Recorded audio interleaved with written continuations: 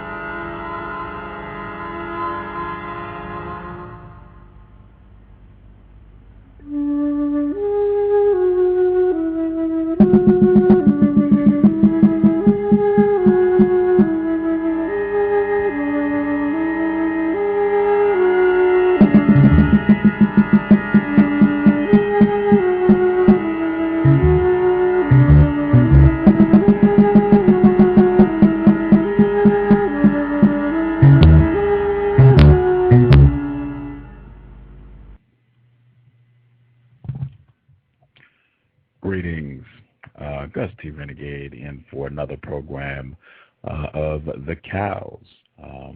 Thank you all for tuning into the broadcast. I hope it has been worthy of your time and energy.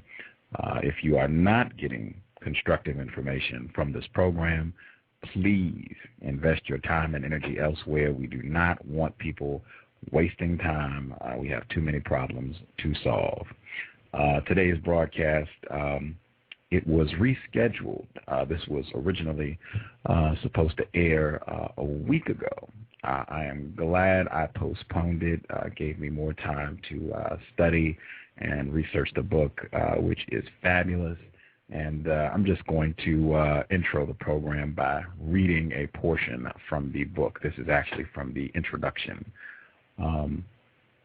These case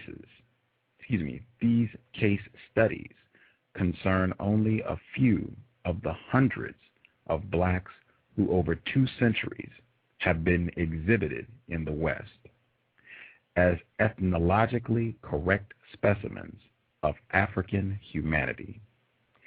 Yet the sample offered here is representative of the rest, illustrating what happens when science and show business converge in anthropological spectacles that are meant to entertain as well as enlighten.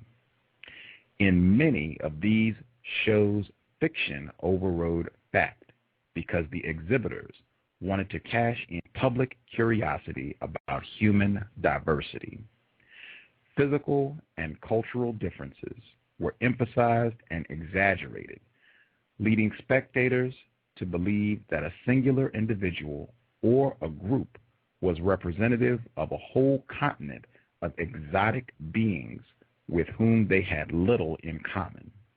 As a consequence, Africans came to be perceived as intellectual and moral inferiors, often no better than brutish savages who had not yet climbed beyond the bottom rungs of the evolutionary ladder.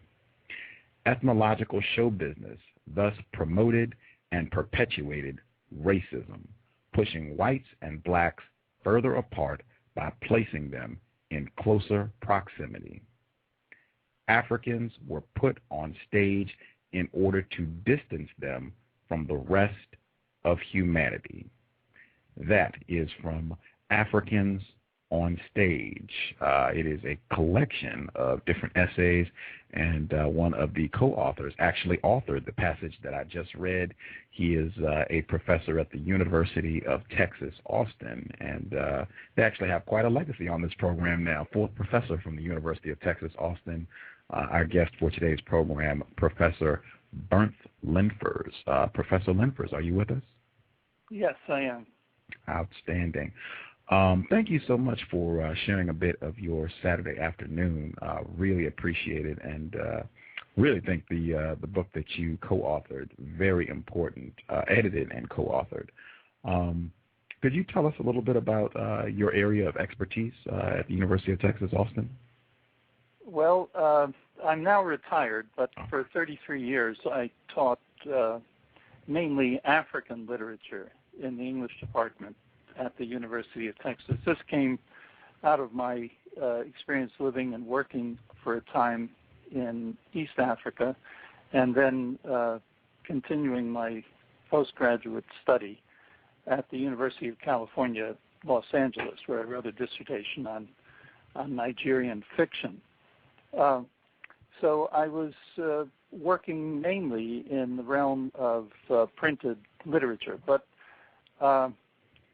sort of mid-career, I got interested in the image of Africa as it exists in the West today and as it has existed over time, and especially in the 19th century when peoples from Africa were being exhibited in Europe at various venues. And so I moved essentially from the page to the stage and started investigating this phenomenon, and found there were a number of other people working very productively on individuals and groups who had been part of this kind of culture, the exhibition culture.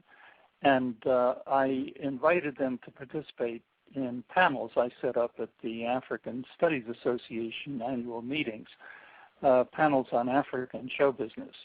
And they wrote some really, really very interesting papers and presented them, and I asked them to expand the papers so that we could get a book out of these accounts. So it took some time, several years, to get the collection together. But the people who wrote are real authorities on the individuals and groups they were writing about. Some of them had spent several years working on this kind of topic. And in fact, after this book was published, about 4 full-length books on individuals and groups have appeared by the authors who are included in the volume. Wow. So, anyway, that's sort of the background to how I got involved and try to involve others as well in pursuing this line of research. Very interesting. Again, the book is titled Africans on Stage, Studies in Ethnological Show Business. Very interesting, and I know for a lot of my listeners, a lot of programs we've kind of analyzed different films, television programs, picking out what could be racism being displayed in different films, and I think this book is very important in providing a link to entertainment and some of the common themes we've discussed repeatedly, and this goes back, as he already stated, 19th century, early 1800s. I want to hop into the work and share a little bit more of this with our audience. Before I do, every program I always check. You are a white man, is that correct? That's correct, yes. Okay. This program, the C.O.W.S, Context of White Supremacy, I have unfortunately concluded that we are in a global system of racism, white supremacy. I use those two terms interchangeably, racism and white supremacy. The definition that I use for both terms is as follows: a global system of people who classify themselves as white and are dedicated to abusing and or subjugating everyone in the known universe whom they classify as not white. Do you believe that such a system exists, and do you think that definition is accurate? Well, it certainly existed in the period of time that is dealt with in the book, and that period of time influenced the way people think and act today. So I don't think racism is dead in any respect, and I think the way that Africans have been represented, both in the past and it continues on even into our own time, is evidence of these ingrained attitudes. Wow. just so I can clarify for myself and listeners, I feel it's very important. What I'm saying, I guess, is a little more than attitudes. I'm saying it's a system in place where white people dominate non-white people worldwide, systemically in all areas of people activity. Do you believe that that's true even today? I think it can be perceived that way, yes, and I think there's plenty of evidence to back that up. I don't know about the strength of that kind of phenomenon today as compared with the past. I've only studied the past, really. Okay. Wow. Definitely want listeners to keep in mind, it seems like we're on the same page with regards to a lot of the themes that are in this book still being cranked out today in a lot of films and movies, and I hope people will get this background information and it will make it easier to make some of the connections. I guess to start off, I wanted to pick out some of the more popular figures that are discussed in the book, and then work to some more general themes that are covered. I want to talk about your chapter in the book as well with Charles Dickens. But I guess if we could start off very beginning of the book, Sarah Bartman. I found a lot of my listeners are not really informed about her, and I think she's pretty important. Folks should know about her, particularly if you're going to discuss racism, white supremacy. Could you tell a little bit of Sarah Bartman's story to our listeners? Sure. This is a woman whose name in popular culture became the Hottentot Venus. She was a woman born and brought up in South Africa, and she was taken to London in 1811 to be exhibited on the stage there. The peculiarity about this woman is that she had a very large bottom, a physiological phenomenon that is not uncommon in some areas of the world, particularly in southern Africa.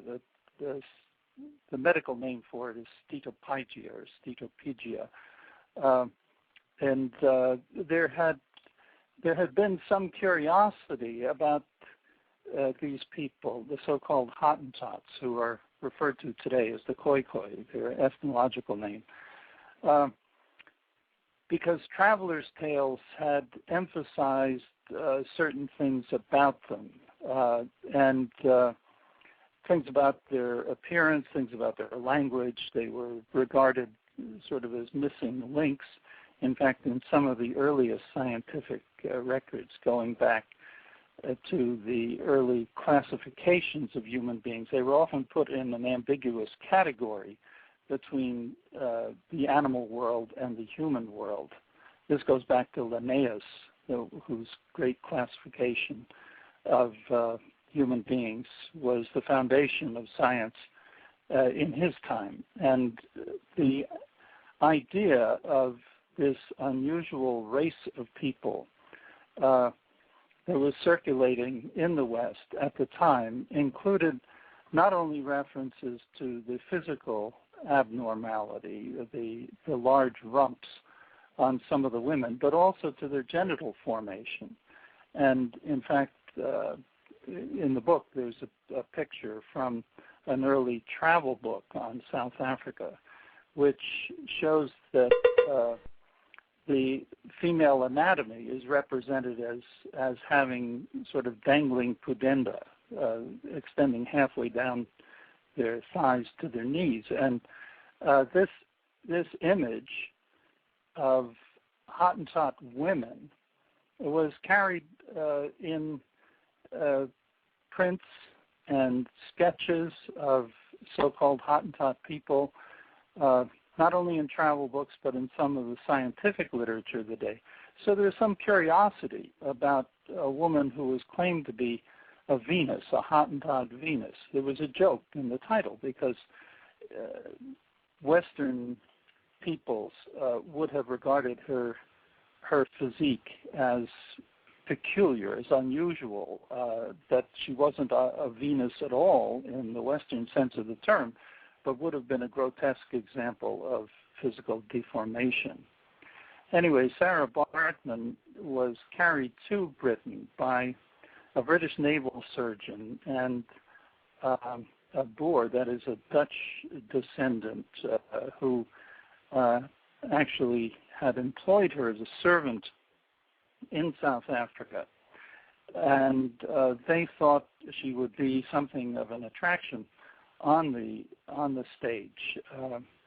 And they arranged to exhibit her at Piccadilly Square in an exhibition hall there. They had tried first to sell her to the owner of a natural history museum in London, along with a giraffe skin.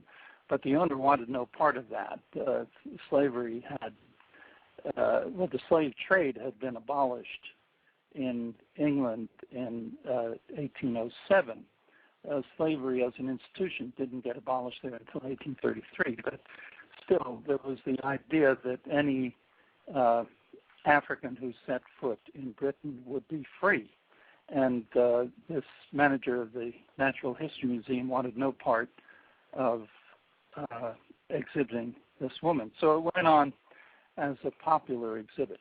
It attracted a lot of attention, partly because she was exhibited as if coming out of a cave. She was on a chain. She was paraded as if she were an animal. She did sing, and she did play a musical instrument, but it was a rather tawdry exhibition. And some men from the African Institution, philanthropic organization focusing on the abolition of the slave trade, got interested in her case and appeared at her show and actually raised questions with the exhibitor, who could speak to this woman in Afrikaans, a Dutch-derived language in South Africa. She didn't speak any English. And they were trying to find out if she had agreed to come with the exhibitor. That is, whether she came of her own free will or whether she actually was in a state of servitude. What happened is they brought a law case against the exhibitor, claiming that that she was in a state of servitude. She wasn't doing this for her own benefit. And the case was brought to court, and they took testimony from the woman with people who could speak her language. And she testified, actually, that she was content with the arrangement that she had made with the exhibitor, that she had agreed to this. She was making money. She was going to be repatriated after the show was over. She was content with her situation, or so she said in court. There's some question about whether she had been prompted to do this by her exhibitor. Anyway, the court therefore couldn't agree with the African institution who had offered to actually send her back to South Africa. And they had to let the show go on because there were other people exhibiting themselves, and why couldn't an African woman exhibit herself just as a giant or a dwarf or some other unusual person could do so for material benefit? The case brought a lot of attention to the show, and there were cartoons in the press, there were prints published, she became something of a phenomenon in her own right. There are even popular songs made up about her.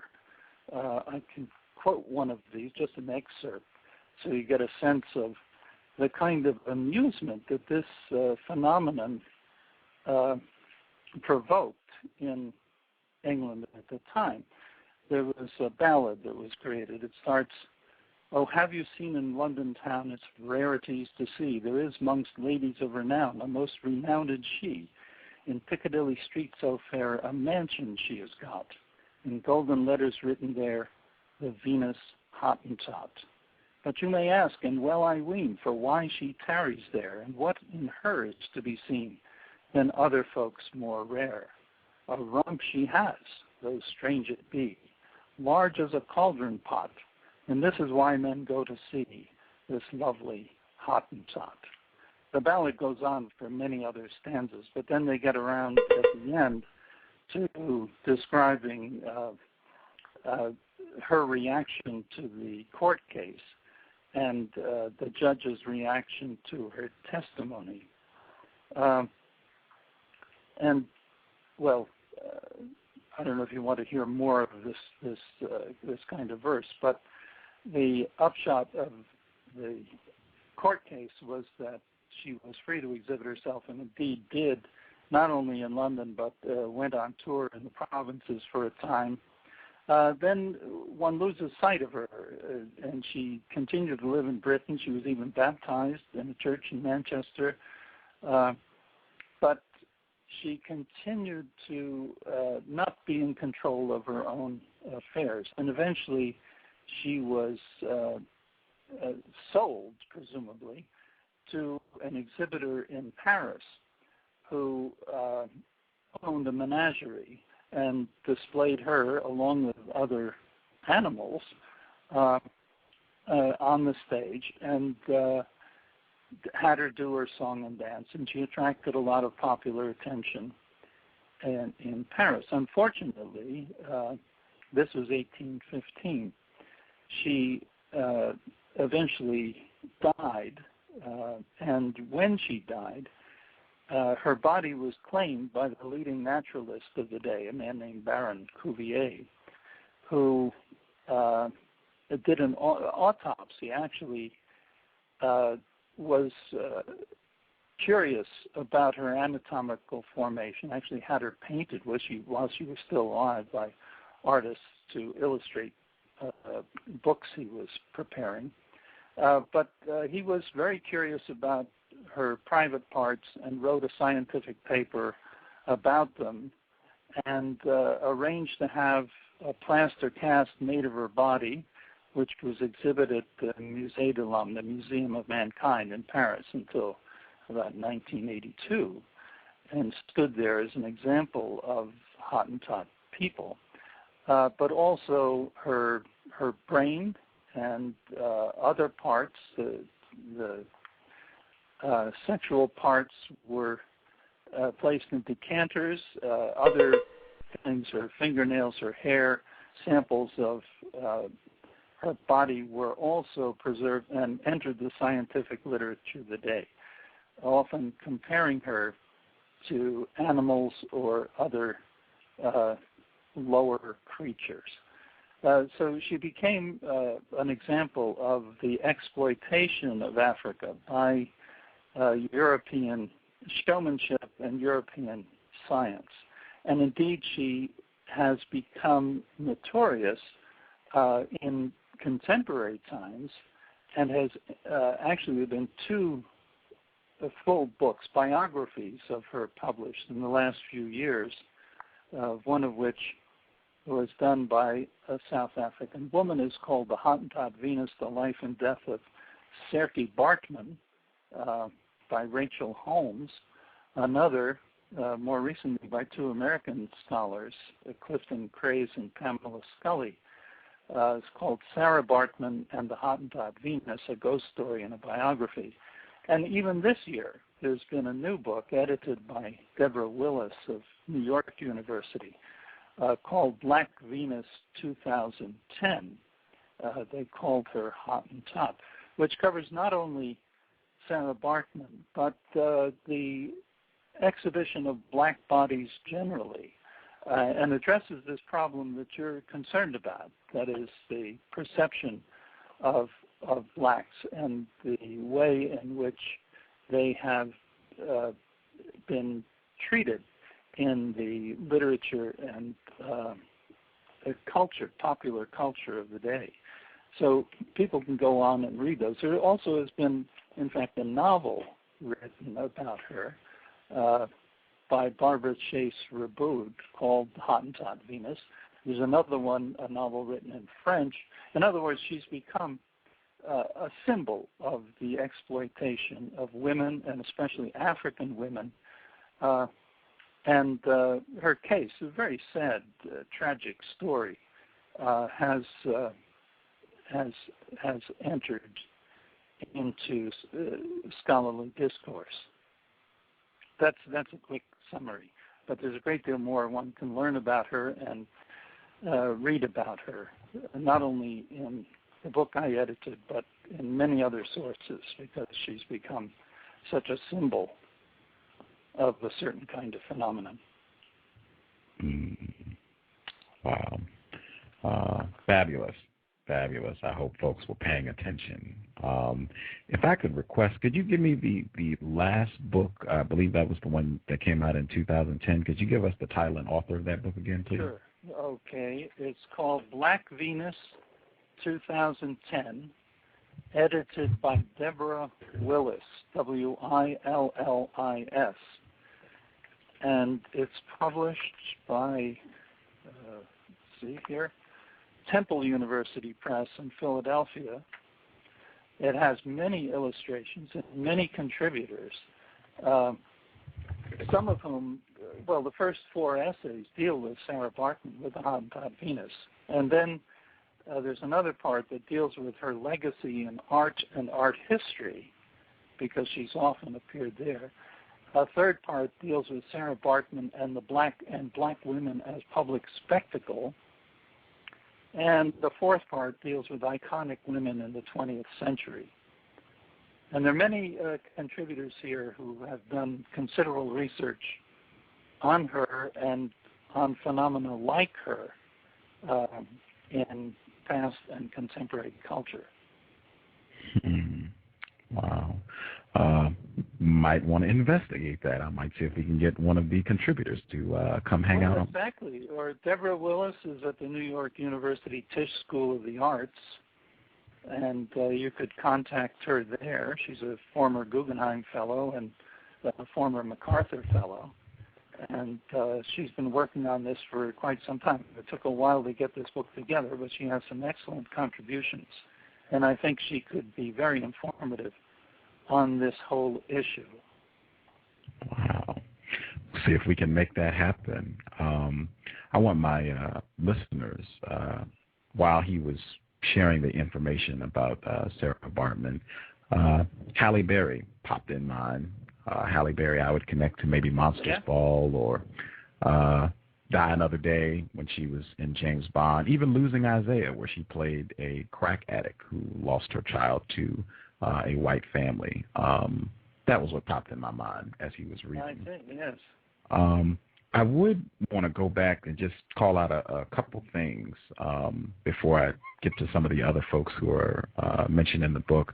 The term missing link, that's really important, because when we start pulling together how general themes of the book and tying all this together, I think that's critical. Could you explain that concept for our listeners who might be unfamiliar? Well, there was an idea that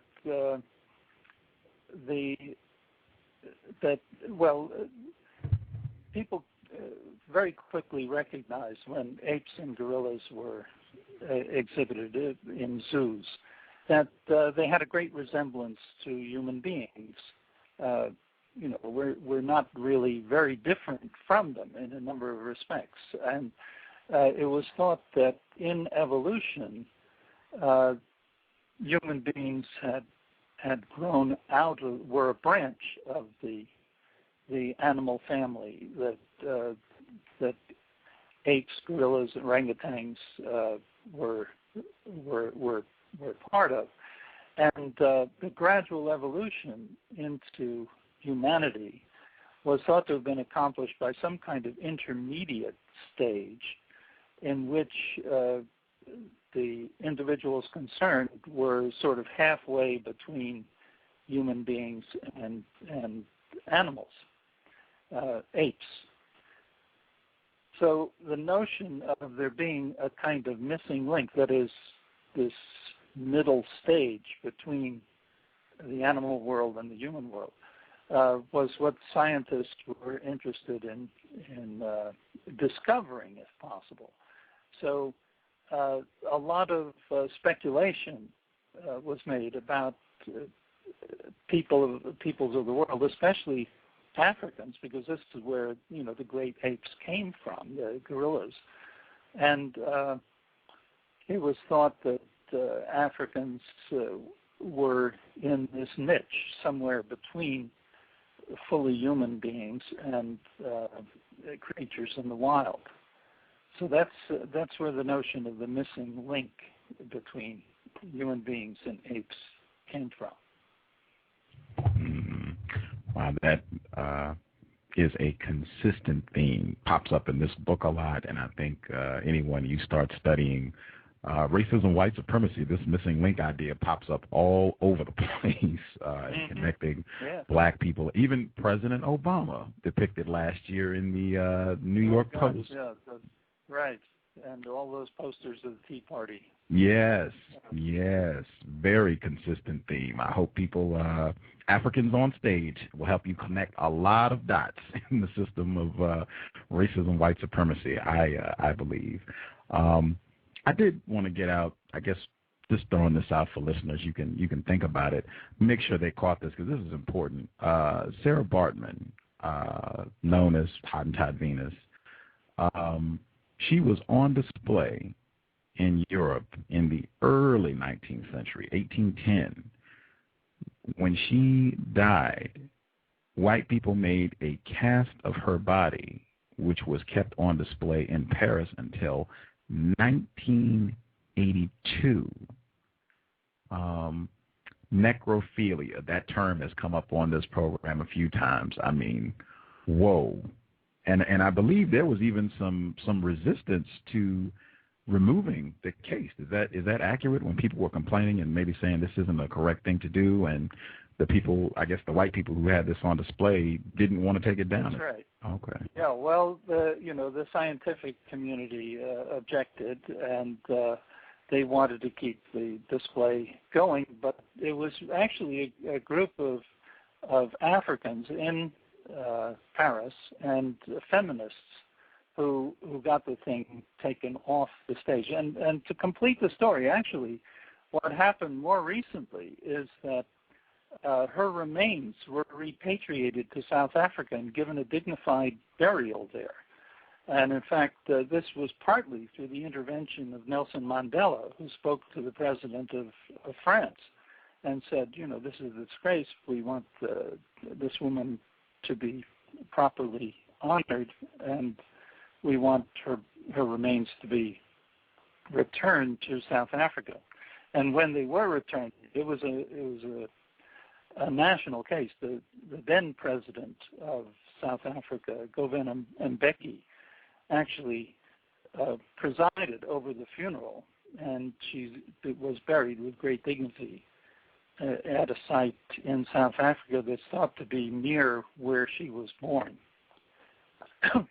So, it made big headlines in South Africa at that time, but it was a reaction to the treatment she had had in Europe, not only in the 19th century, but in the 20th century, where she became a symbol of sort of African atavism that prompted South Africans, after South Africa actually became a true democracy, that is, after the liberation of Nelson Mandela and the change in government that occurred there following his release, that it became possible for pressure to be exerted on a European government to do something about this disgraceful case.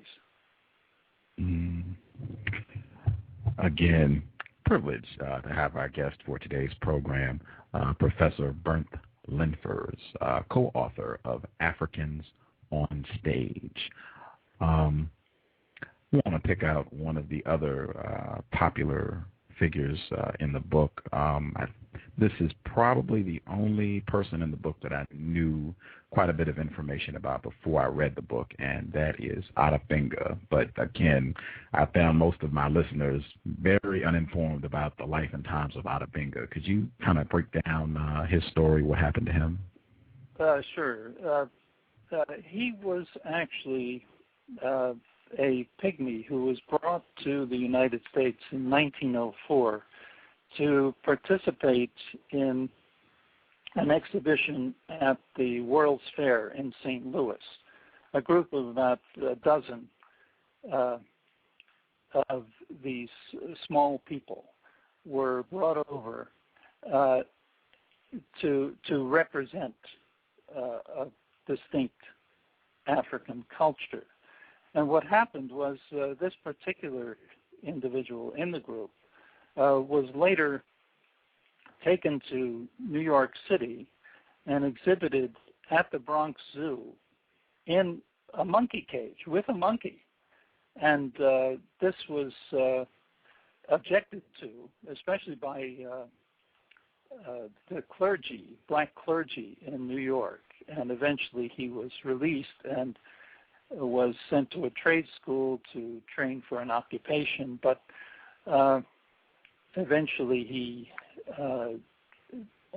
well, one wonders exactly why, but he committed suicide. He was not happy in the United States.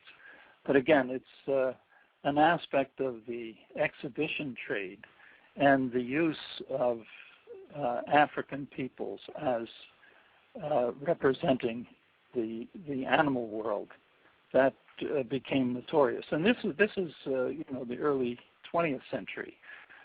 So there are photographs of him. There are photographs with animals, just photographs of him individually. And the author of that article actually published an entire book on Otabenga, which I think I have here somewhere. Yes, Otabenga, the pygmy in the zoo, which was published by St. Martin's Press in New York in, I don't see the date here, but 1992. So it's available if you want to read the full story and find out how this came to be.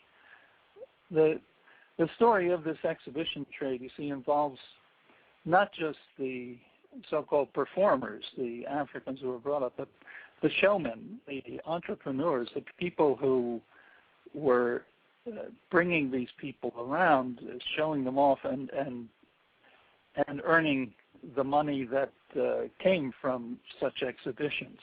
And also, it's a story of the spectators who came and what they said about these people, how they responded to them. But the emphasis, though in some cases was meant to be educational, that is, to instruct people about what Africans were like, was sensationalized to such an extent that it became a form of popular entertainment. And in order to entertain, one had to make it as extreme as possible to emphasize the differences of these people from other peoples.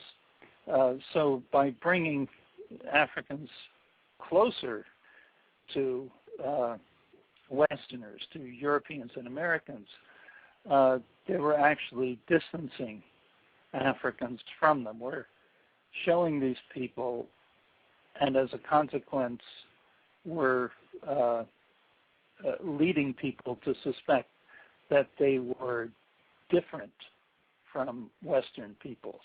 That was one of the consequences of the so-called educational venture.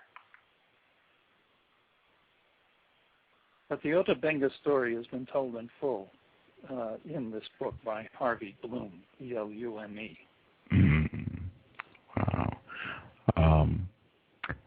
I guess, and really emphasizing that, in my view, a lot of almost all of the same themes and gross representations of Sarah Bartman, Otabenga, and the hundreds of other black people who, participated in these ugly spectacles. A lot of those themes are still present today in films, television programs. It's just a lot more refined. And I guess I would just go right to the curious case of Benjamin Buttons. Did you see that film with Brad Pitt? No, I read about it. I haven't seen it, though. Okay. Did it have something of this nature in it? Well, it actually had a really ugly dramatization of Adabenga. Oh, I see. Yeah. I'll go and rent the film. I want to see that. Yeah, I think most, as I said, at least it's been my experience with non-white people, they don't know who Adabenga is, so it goes right over their head. But when I watched it, I knew who Adabenga was, and I was thinking, are they kind of making fun of him? Because they don't really go into his whole story. He's just kind of there as a pal to Brad Pitt, who's the main character in the film. Oh, I see. And they go out, have a drink, and he gets Brad Pitt. He hooks him up with a female. I think they go to a brothel of some sort. Oh, I see. Yeah. It's right. I mean, it's the same thing. We're talking about the same thing. But I'm just extremely gross because this is a fictional film. The Curious Case of Benjamin Buttons is not about anything authentic, but they just snatch in a real victim who committed suicide as a result of, in my view, his suicide directly related to being put in a zoo with a monkey. That they just throw this in as a part of the story, don't give you any context, don't clue you in, don't tell you about Mr. Bloom's book or anything, just a real gross example of racism, white supremacy that in my view, most non-white people totally miss because they don't have this information. So yeah, the history of that individual, right. Well, that's very interesting. It's true that even in these media events that are meant to be fantasies, these same themes reappear. I mean, the Tarzan films would be a classic example, something that, misinformed Americans about African realities by emphasizing the exploits of the great white man in the African environment. And the Africans who are represented are often very superstitious or comical figures of one kind or another. They may also be ferocious, because you have to make them warlike or, different, threatening in some cases. This comes out in a number of the other shows as well. But coming back to Adabenga, part of the curiosity about the Pygmies was that they're very small people. And very small people made a big impression, starting really the most notorious one was Tom Thumb, whom P.T. Barnum exhibited in not only the United States but in Britain. And it may have been that the great success, the great commercial success he had out of exhibiting Tom Thumb led to small Africans being sent over to Europe to be exhibited. There were cases of so-called Bushmen, the Sand People, who were exhibited a few years after Tom Thumb and were represented in this manner. That is, they were shown to be a hunting-gathering people, people, in other words, who hadn't developed agriculture or cattle keeping, and were thought to be the most primitive race in the world. They even had a peculiar language that had a lot of clicks in it, and this indicated that they were an inferior species, even though the language, according to linguists today, is one of the most complex phonetically in the world, because it has a lot of not only clicks but nuances dealing with the vowels and the way in which the language operates that make it very difficult to learn for people outside the culture. But obviously, small children learn it, and it's a viable language. Anyway, the representation of little people was something that was of particular interest at the World's Fair in 1904. There were not only the Pygmies, there were the Negritos from the Philippines who were exhibited at the same time, and other peoples. In fact, the World's Fair had representatives from a number of different cultures, the hairy Ainu from Japan, the Patagonians from South America, Syrians were there, American Indians were exhibited as well. They were supposedly exhibited, in circumstances that resembled their own cultures. It was meant to be, again, an anthropological show. But there were some interesting offshoots, too, which I've researched, which don't appear in the book, but let me just mention one of them, and that is that during the World's Fair in 1904, the third modern Olympics was held in St. Louis, same year, 1904, as part of the World's Fair. And in those days, the Olympics wasn't very well known, or it wasn't particularly well organized in this particular year. And about 100,000 people a day would go to the World's Fair, but only about 10,000 would attend the Olympics events. The problem with the Olympics is that some of the major European countries, England and France in particular, didn't send teams. And as a consequence, there were fewer international competitors, and the U.S. won something like 32 of the 33 gold medals. But one thing that happened before the Olympics, as a run-up to the Olympics, was that the anthropologist who was in charge of these cultural displays of different peoples organized what he called the anthropological games, in which he had these non-Western peoples competing against one another in races, in throwing events, in various things, various Olympic-style events. And, of course, times were taken and distances measured and all this kind of thing. And the anthropological department was really at pains to show that these non-Western peoples weren't as physically fit or physically competent as Western athletes who had better times, better distances, and all this kind of thing. But they'd have a mile race, for example, and they'd follow the progress of the vaunted American Indians, who were thought to be very good runners. And actually, two South Africans, two Zulus, entered this race and made such an impression on the organization of the Olympics that they were encouraged to join the marathon in the 1904 Olympics. Two Zulus and actually one white South African who was a trained runner was also a part of the group that set out. It was a small competition. There were only 31 people who were running, and it seemed almost anybody could sign up and run. Not only these Zulus, South African, but there was a postman from Cuba who ran in street shoes and actually came in fourth. There were all kinds of Greeks, because the Olympics had started there, and Greeks wanted to defend their national culture. But what was strange about the event at the Olympics during the marathon is that the conditions were horrible. The temperature was very high, 90 degrees. It was very dry. The roads they ran on were very dusty.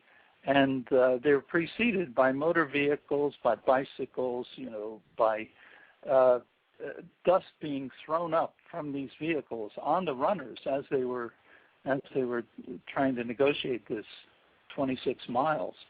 And half of the contestants dropped out. The two Zulus actually did finish. So they were 11th and 14th. But it was said they would have done much better if they hadn't been chased off the course by a barking dog for a mile. So they actually ran further than the other participants. Anyway, as part of the anthropological games preceding the Olympics, they also had competitions involving the pygmies. And they put them in competition with the Negritos, who are an even smaller people from the Philippines. They had to invent new events for them because they couldn't run as fast as other normal-sized people. They couldn't throw things as far as the Patagonians could or whatever. They therefore competed in some kind of rope climb, and later they participated in what was said to be a traditional sport among the pygmies, and that was a mud fight. They threw mud at one another until one side complained that they hadn't been given sufficient ammunition, and someone was hit in the eye, and they almost had a brawl about it. Anyway, this was part of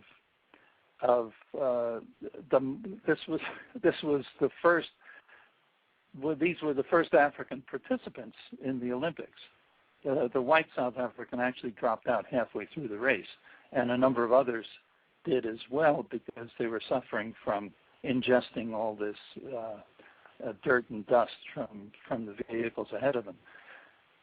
Anyway, it's another example of the sort of sensationalism and the special events that were created to emphasize differences between non-Western peoples and Western peoples, and especially between, say, the Pygmies and other non-Western peoples.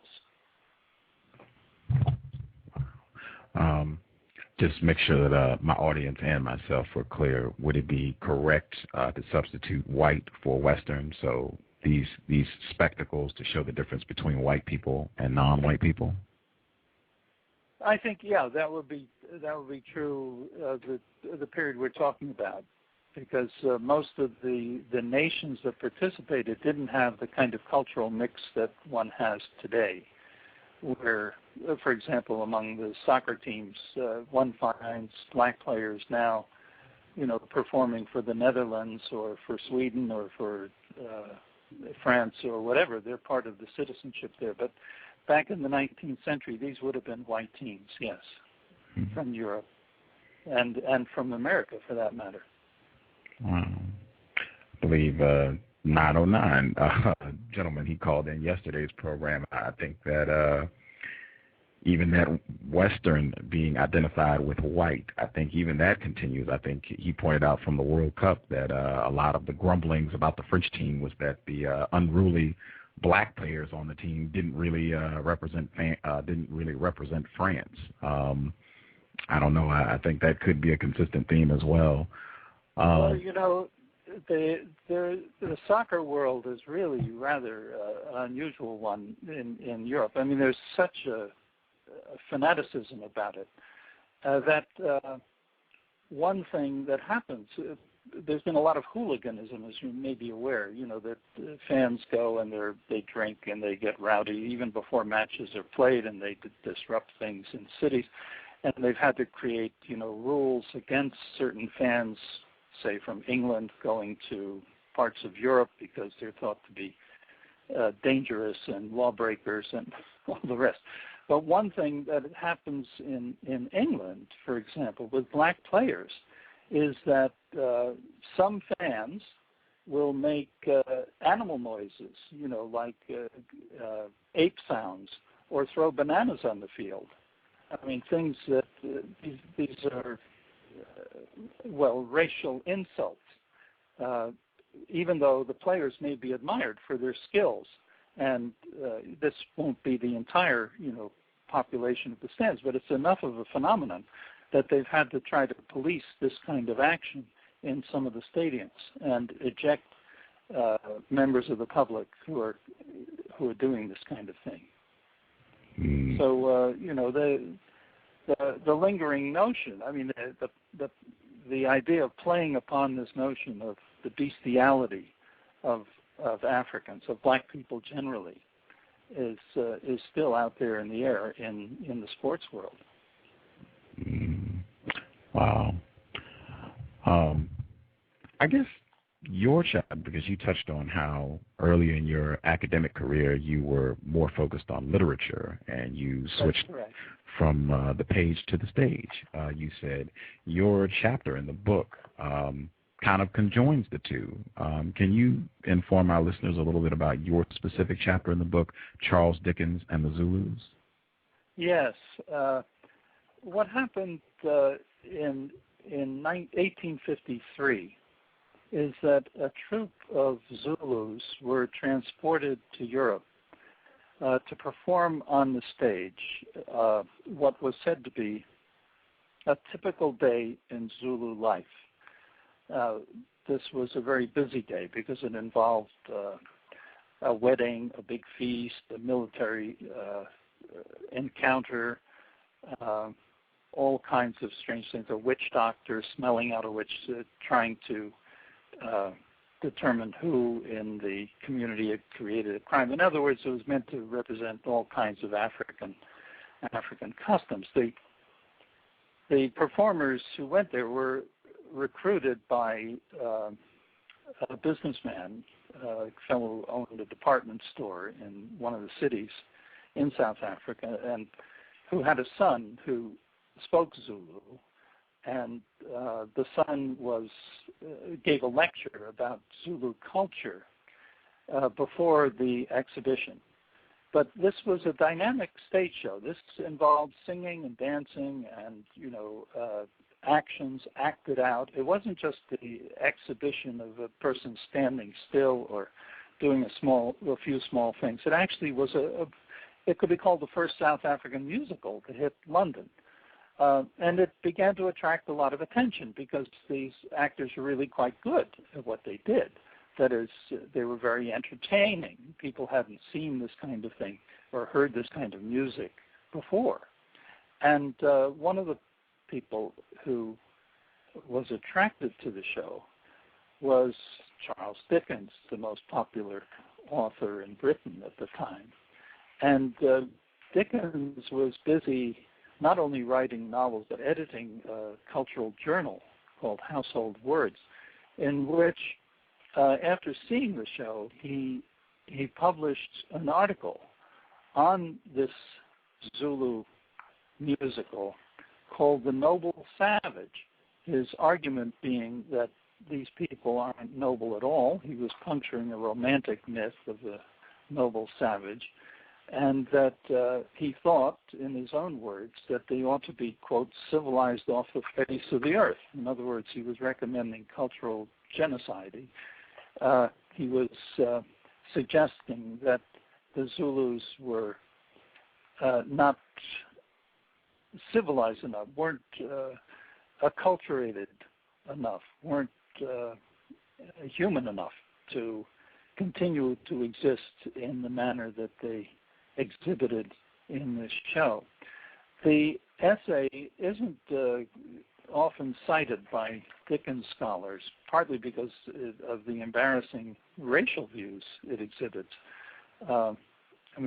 People who are Dickens scholars tend to love Dickens, and they're a bit embarrassed to see him saying these things. But Dickens had rather negative views of Africans in general.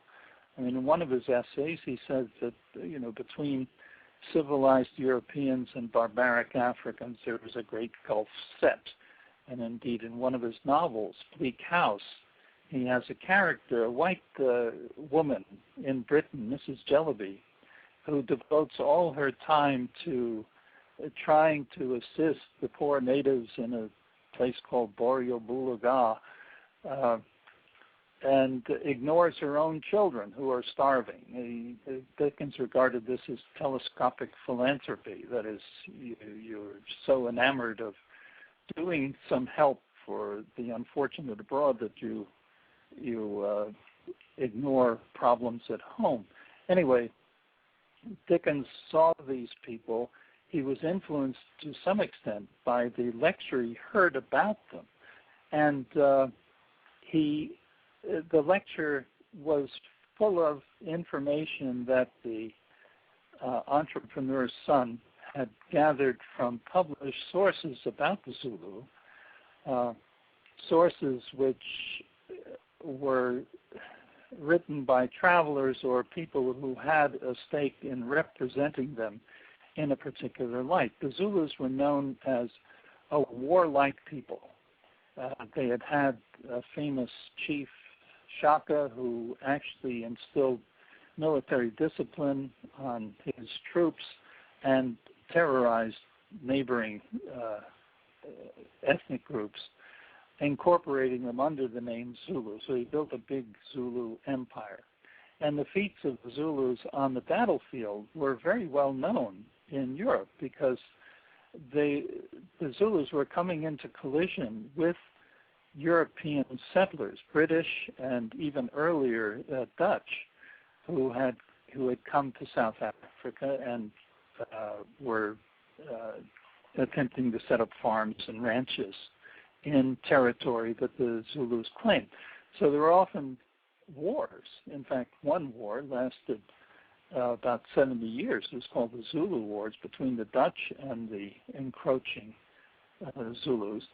And what happened is that notions of this militaristic people were in circulation, and there was a great deal of curiosity about these Zulu warriors because they had actually defeated European regiments on the field. And so when the Zulus arrived, there was a great deal of publicity about their militaristic character. And Dickens plays upon this in his essay, which is, in some respects, very humorous. It's an overblown essay. I mean, obviously, he's satirizing the Zulus, but at the same time is making remarks critical of European peoples who exhibit some of the same characteristics.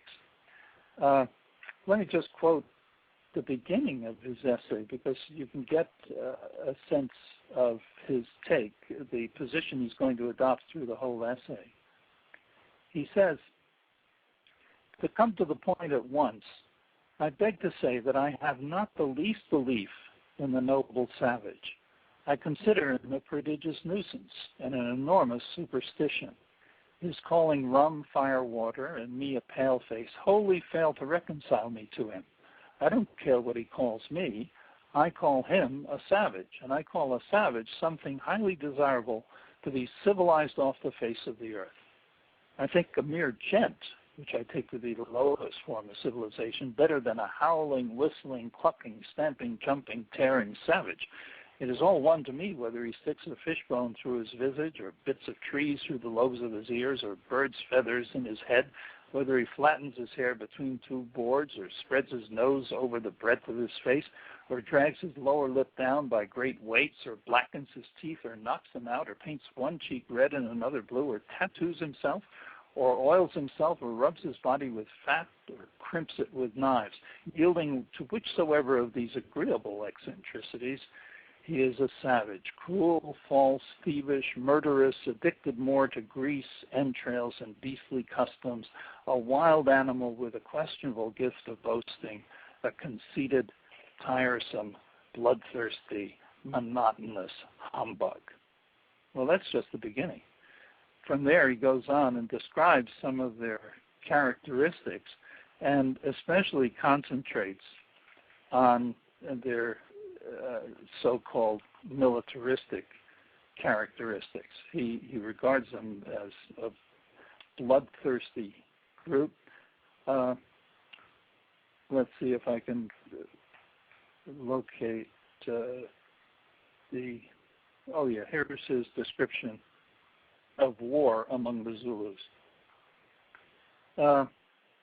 War is the principal business of a Zulu. Before going to battle, the king calls a council of his chief men. He appears among them arrayed in a mantle of tiger's tails and with an attendant behind him holding a shield above his head. The particulars of the projected campaign are detailed, and one warrior after another steps forward to give his advice. Though in the presence of his monarch, he does not speak coolly nor conduct himself with modesty, but utters his opinions with a howl, emphasizes them with a jump, and bangs his shield with his assegai, that is his spear, to enforce their justness and the strength of his own convictions. When at last the place of action is determined upon, the warriors rush off at once to where the conflict is to take place, singing with savage glee their war song on the way. Now, this is what he had seen enacted on the stage. I mean, imagine the Zulus pretending to have a combat, pretending to have a war among themselves. Dickens then goes on and says, when war is afoot among the noble savages, which is always, the chief holds a council to ascertain whether it is the opinion of his brothers and friends in general that the enemy shall be exterminated.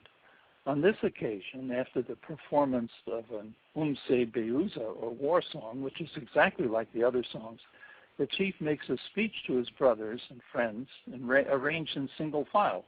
No particular order is observed during the delivery of this address, but every gentleman who finds himself excited by the subject, instead of crying, "Hear, hear," as is the custom with us, darts from the rank and tramples out the life, or crushes the skull, or mashes the face, or scoops out the eyes, or breaks the limbs, or performs a whirlwind of atrocities on the body of an imaginary enemy. Several gentlemen, becoming thus excited at once, and pounding away without the least regard to the orator, that illustrious person is rather in the position of an orator in the Irish House of Commons, but several of these scenes of savage life bear a strong generic resemblance to an Irish election, and I think would be extremely well received and understood at court. So in this passage, Dickens is also casting aspersions on the Irish, and there always has been this tension between the British and the Irish, with the Irish often described in the 19th century especially as savages, almost of the sort that one finds in Africa. But Dickens's primary target here is the Zulus, whom he thinks are sort of beyond redemption and really do need to be exterminated, at least culturally. I think the essay reflects a number of attitudes at the time it was written, not only attitudes that Dickens held, but that many of his audiences held, and they would have been amused by Dickens's portrait of these people. Dickens was a very effective writer. I mean, he did get his prejudices across quite as clearly as anyone writing at the time. And this take on the Zulus, again, reduces them to subhuman status, and is one of the other notable examples, because it came from such an important source, from the best-known, best-loved British novelist of the day. His contribution to this, well, it wasn't so much a debate as a diatribe against African peoples, was no doubt enjoyed by many of the readers who had access to the publication in the journal Household Words. Wow. Again, our guest, Professor Bernth Lindfors, co-author of Africans on Stage.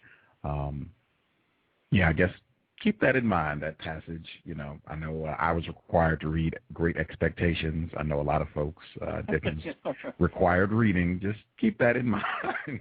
Sure. Yeah. Good info to have.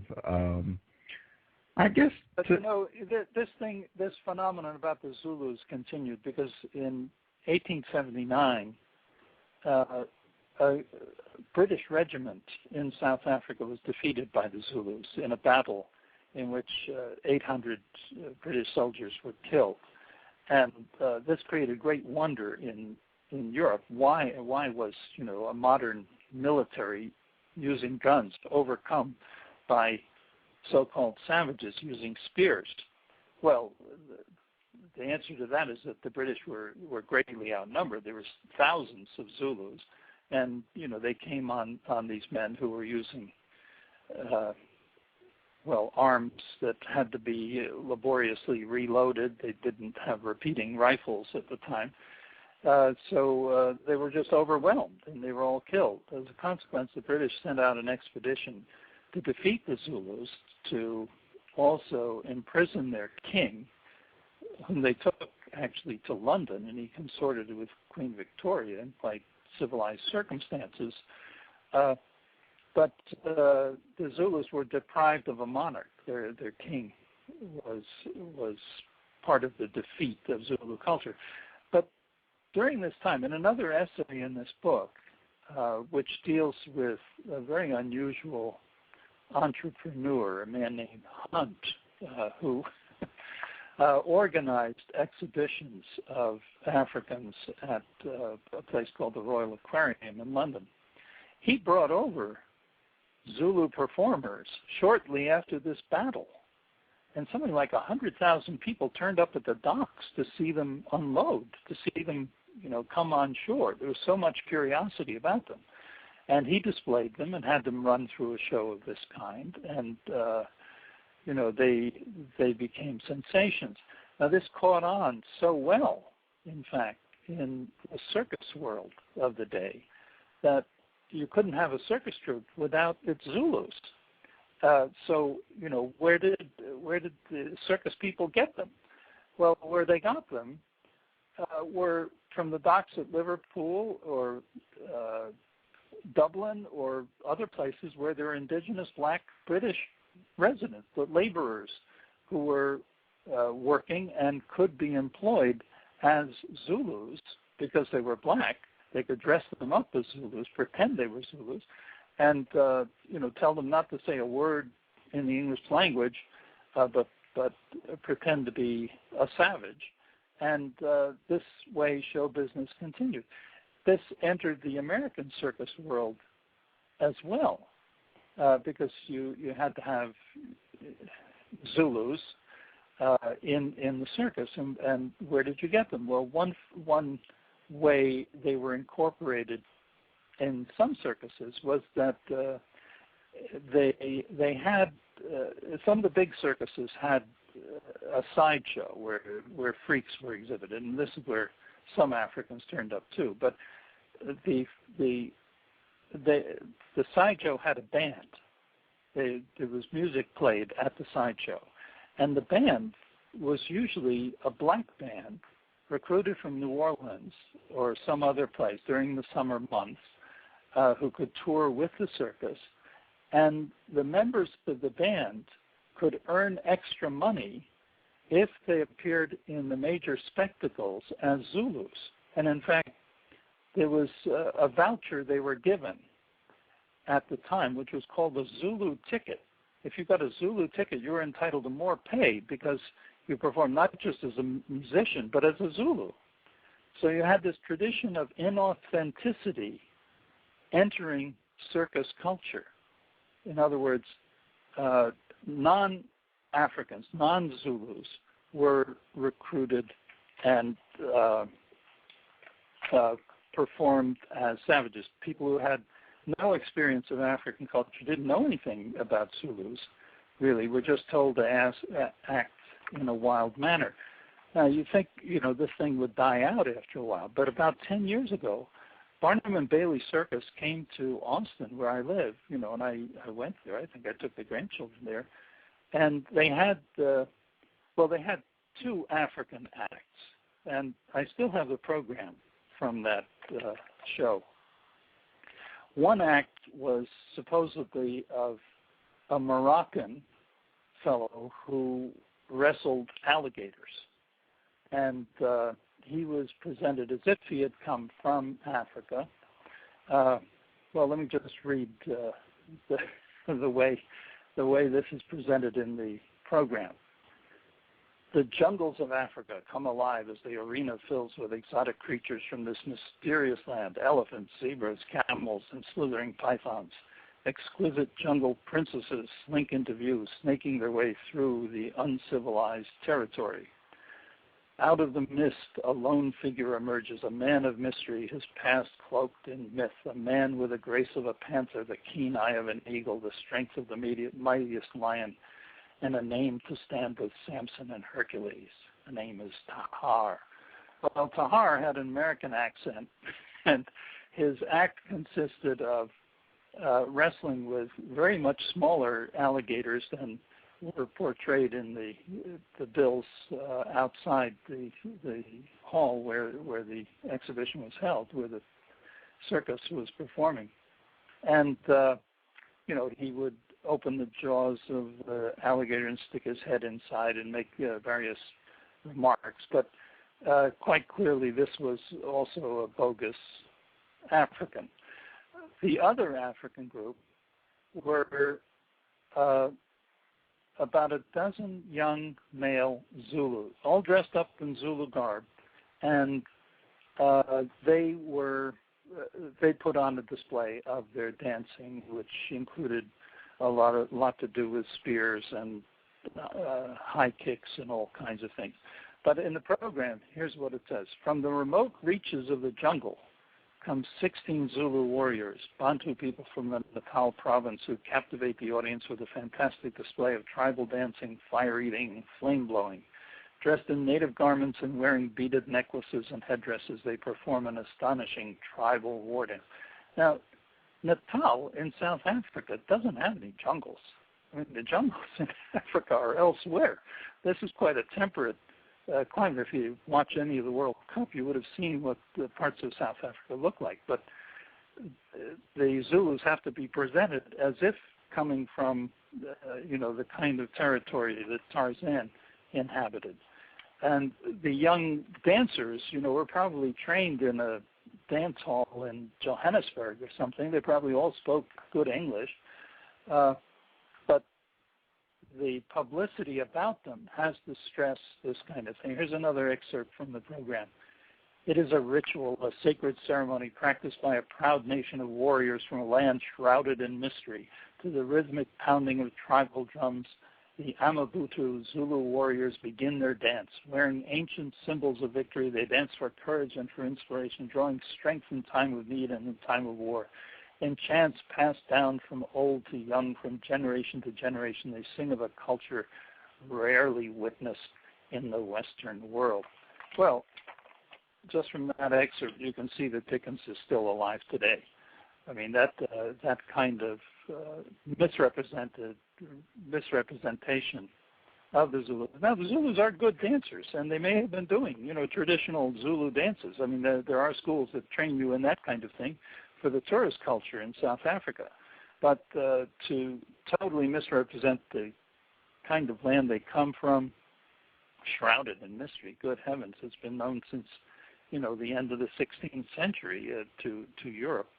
And it's part of the perpetuation of a narrative of Africa that continues in popular culture and conditions attitudes toward Africans today, in the Western world, in Europe and America. Just to read a quick passage to kind of sum up, put a nice bow on what you shared. And this has implications, in my view, not just for Africans, but black people worldwide. This is from the chapter Darkest Africa, written by Robert Rydell. This is page 144. Yes, he writes about World's Fairs and has done a lot of work on the representation of non-Western peoples in those World's Fairs. Oh, okay. I thought he said it better than I could. He said, that is his second paragraph, demeaned in the popular press and openly ridiculed by visitors, the Darkest Africa show once again anchored the racist ideology embedded in the exposition's blueprint for the future.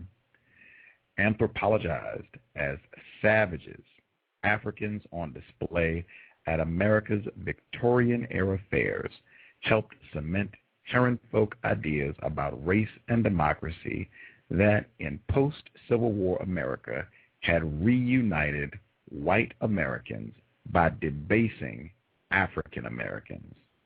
These shows and similar ones at succeeding fairs in St. Louis and San Diego were not innocent of exploitative intentions commonly associated with economic imperialism. But the overriding function of these World's Fair shows was to use Africans to buttress the arguments for segregation that the U.S. Supreme Court had sanctioned in its notorious 1896 decision in Plessy v. Ferguson. Generally, Africans, African Americans, black people in general are going to not come out so well when these ugly images are cast around the world.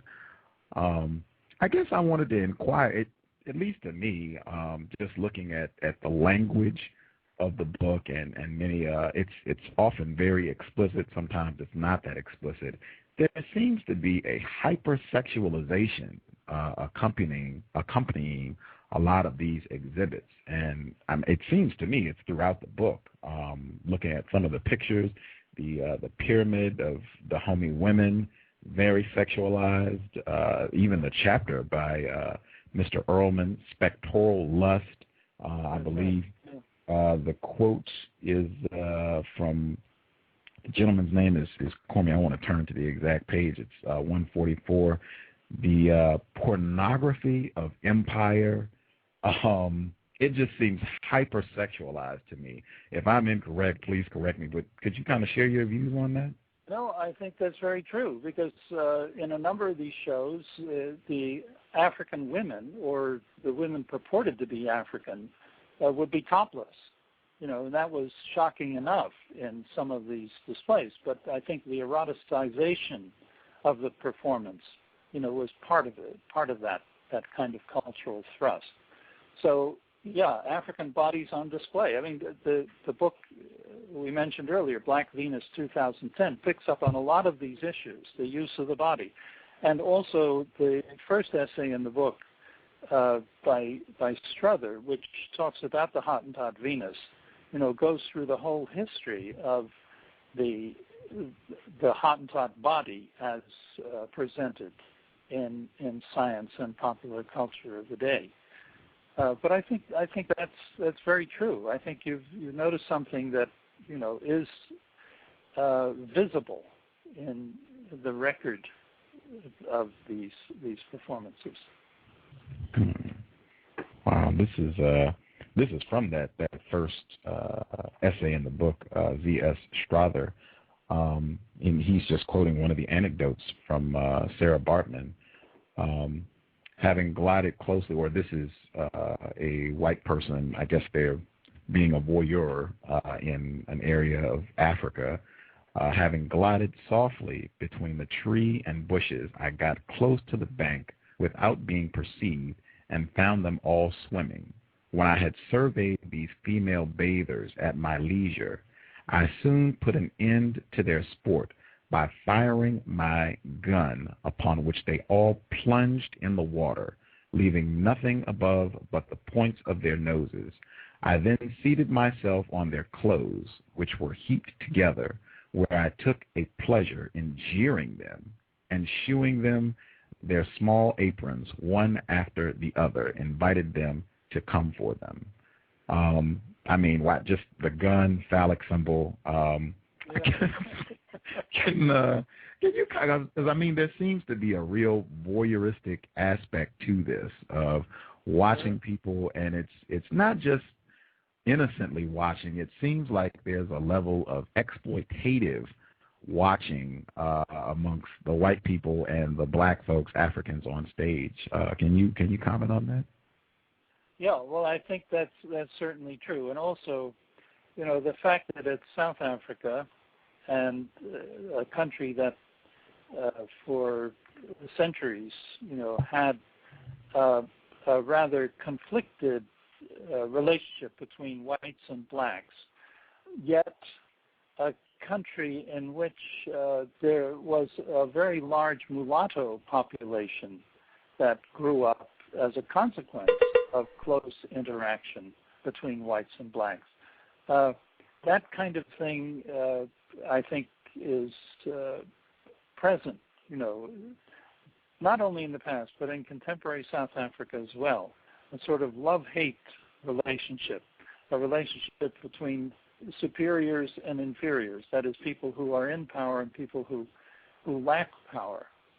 And the same thing, to some extent, can also be seen, in slave culture in the U.S., the exploitation of the black female body by white owners or whites in general. And So, I think we have a long legacy of that. But it's not surprising that in some of these shows they would emphasize this kind of erotic aspect. In fact, the very fact that you call the Hottentot Venus a Venus may bring some people to the shows. The very fact that you could touch her body, people were poking at it to see if her rump was what they called natural or was it just padding. People would poke her with their parasols. They would humiliate her in these ways. But she was also exhibited in a tight-fitting garment which was the same color as her body, which made her look nude. So yes, this would have been part of the draw for that kind of show. Wow. I want to give folks who are listening in an opportunity to call with questions. I had one more before I go to the phone line. Just looking at themes in the book, I argue that many of these themes are persistent. You can go to the box office right now, and you'll see a lot of these themes still playing out in movie theaters, circuses, television programs. One of the themes that did trouble me a bit is that it seems like the authors were letting these folks off the hook, and the folks I'm referencing, the white people who were carting these Africans or black people to these different fairs and exhibits. I'm looking at different chapters here. This is page 81 from Shane Peacock's chapter that he's talking about one of the exhibitions. He said that the gentleman was afflicted to some degree by the racism of his time, but unlike some of his contemporaries, he did not emphasize the supposed inferiority of the people he exhibited. He's referencing, I believe this is William Hunt. Right. And I see this pop up again. I wanted to pick out some of the other places where I feel that we're kind of letting these folks off the hook in what I believe is a practice of racism, white supremacy. This is on page 186, Jeffrey Green's chapter, A Revelation in Strange Humanity. He says that, excuse me, he says we can hardly call these folks victims. He's talking about the black people who performed in these, I guess, fairs, exhibits, that we can't reference them as victims, meaning that it's not really accurate to say that they're being mistreated in participating in this. This is in your chapter on page 77. Okay, this is the chapter on the Zulus. Of course, one cannot blame the Victorians for being so ethnocentric. 19th century Europe, with its numerous civil and international wars, was not exactly a showcase of ethnic tolerance, and inadequate opportunities for meaningful face-to-face cultural contact with representatives of the non-Western world hindered Europeans from learning much about the human beings who inhabited the rest of the globe. It seems like, as I said from the beginning, we're letting these folks off the hook. We're not really just saying this is incorrect behavior. These people are doing things that would suggest that they're racist, even in saying that we can't say that Sarah Bartman or Ada Bingo or the Zulus wouldn't really be accurate to call them victims. What are your thoughts on that? Well, some of the literature that comes out of this period indicates also that the people who were being exploited, specifically the Hottentot Venus in her law case, and also some of the later performers were collaborators in their own exploitation. That is, they were taking advantage of a situation in order to benefit themselves. And granted, some of these people were from very humble backgrounds, and they didn't have much chance to earn a good living, and maybe the exhibition trade presented them with that opportunity. But I think one has to also be aware that these shows as spectacles were often intended to amuse, not just to instruct or titillate, but actually were meant to be tests of people's what should I call it? Their appetite for curiosity. For example, P.T. Barnum prided himself on presenting conundrums, people who were represented as being one thing or another, but you had to test whether you believed in these things or not. Is this thing real or is it not? Let me give you a classic example. He had a black performer, a young man, small, with a very small head, a microcephalic African American who had been an assistant to another showman, and Barnum thought he could make something out of this. So what he did was shave the man's head, leaving a little top knot, and present him to the public as a missing link. That is, he was a master of publicity, and what he did was spread posters around New York saying, what is it? What is it? Nothing else, just the words, what is it? And this was all over New York City. No one knew what these signs were about until an ad appeared in one of the papers, in all of the papers, saying the what is it is about to be exhibited at Barnum's museum. He had a museum before he had a circus. And the what is it was a creature that had been found in the jungles of Africa, who could not stand upright, had no spoken language, had crawled down from the trees, and was a veritable missing link. And you had to decide whether you believed this bunk or, accepted it. And people would turn out to the show. And William Johnson, who was the person concerned, had a very long career in show business, first under Barnum and then, as an independent working at Coney Island and other venues of that nature, presenting himself as the what is it. He was known as Zip the What Is It. He had the longest career in circus history, and he eventually died at Coney Island at about age 84, where his last words are reputed to have said, "We fooled him for a long time, didn't we?" People who were working at the circus, knew that he was a normal human being. He played cards with them. He actually ran a small chicken farm in New Jersey. He was perfectly normal, but he pretended to be this kind of missing link because it was very profitable, and he was kept on. He was permanently employed as this kind of freak. Now, you see, part of that is perpetuating a notion, and part of it is undercutting it, because there are a lot of people who didn't believe this, who thought he really was just putting on an act, and a lot of people also doubted the inauthenticity of so-called Zulus that they saw here and there.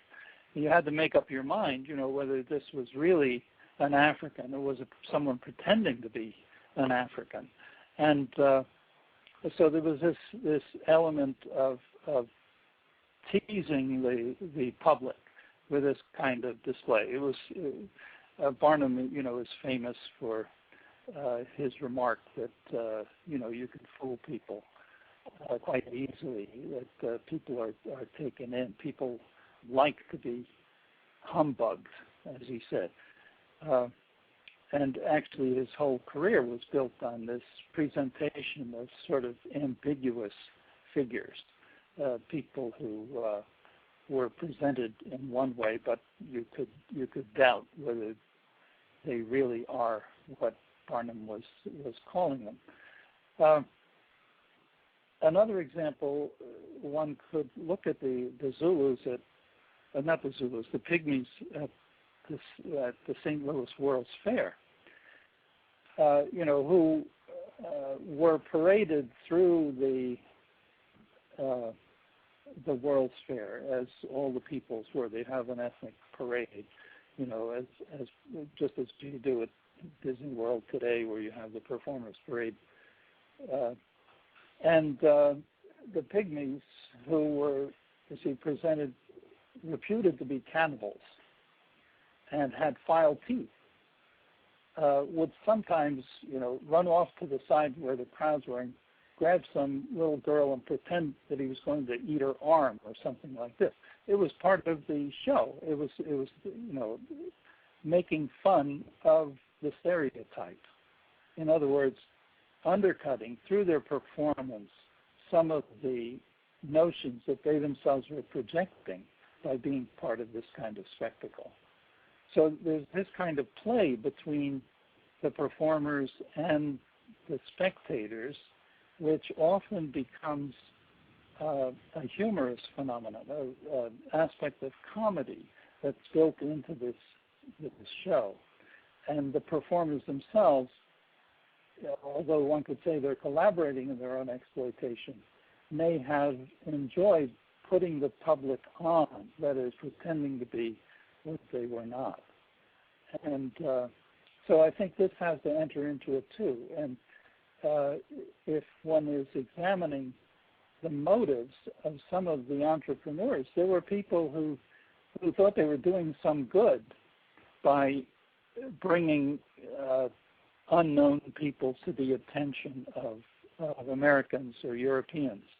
And Hunt may have been one of these. He was meant to educate people, but he was a showman too. So the show had to be interesting. It had to be sensational in some way. And the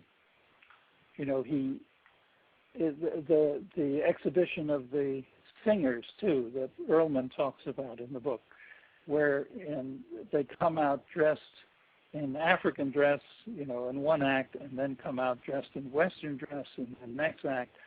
They themselves were there for a so-called charitable purpose. They were trying to raise money for their community back home, and they were begging the public to contribute to the establishment of schools and the eradication of some of the social problems they were having.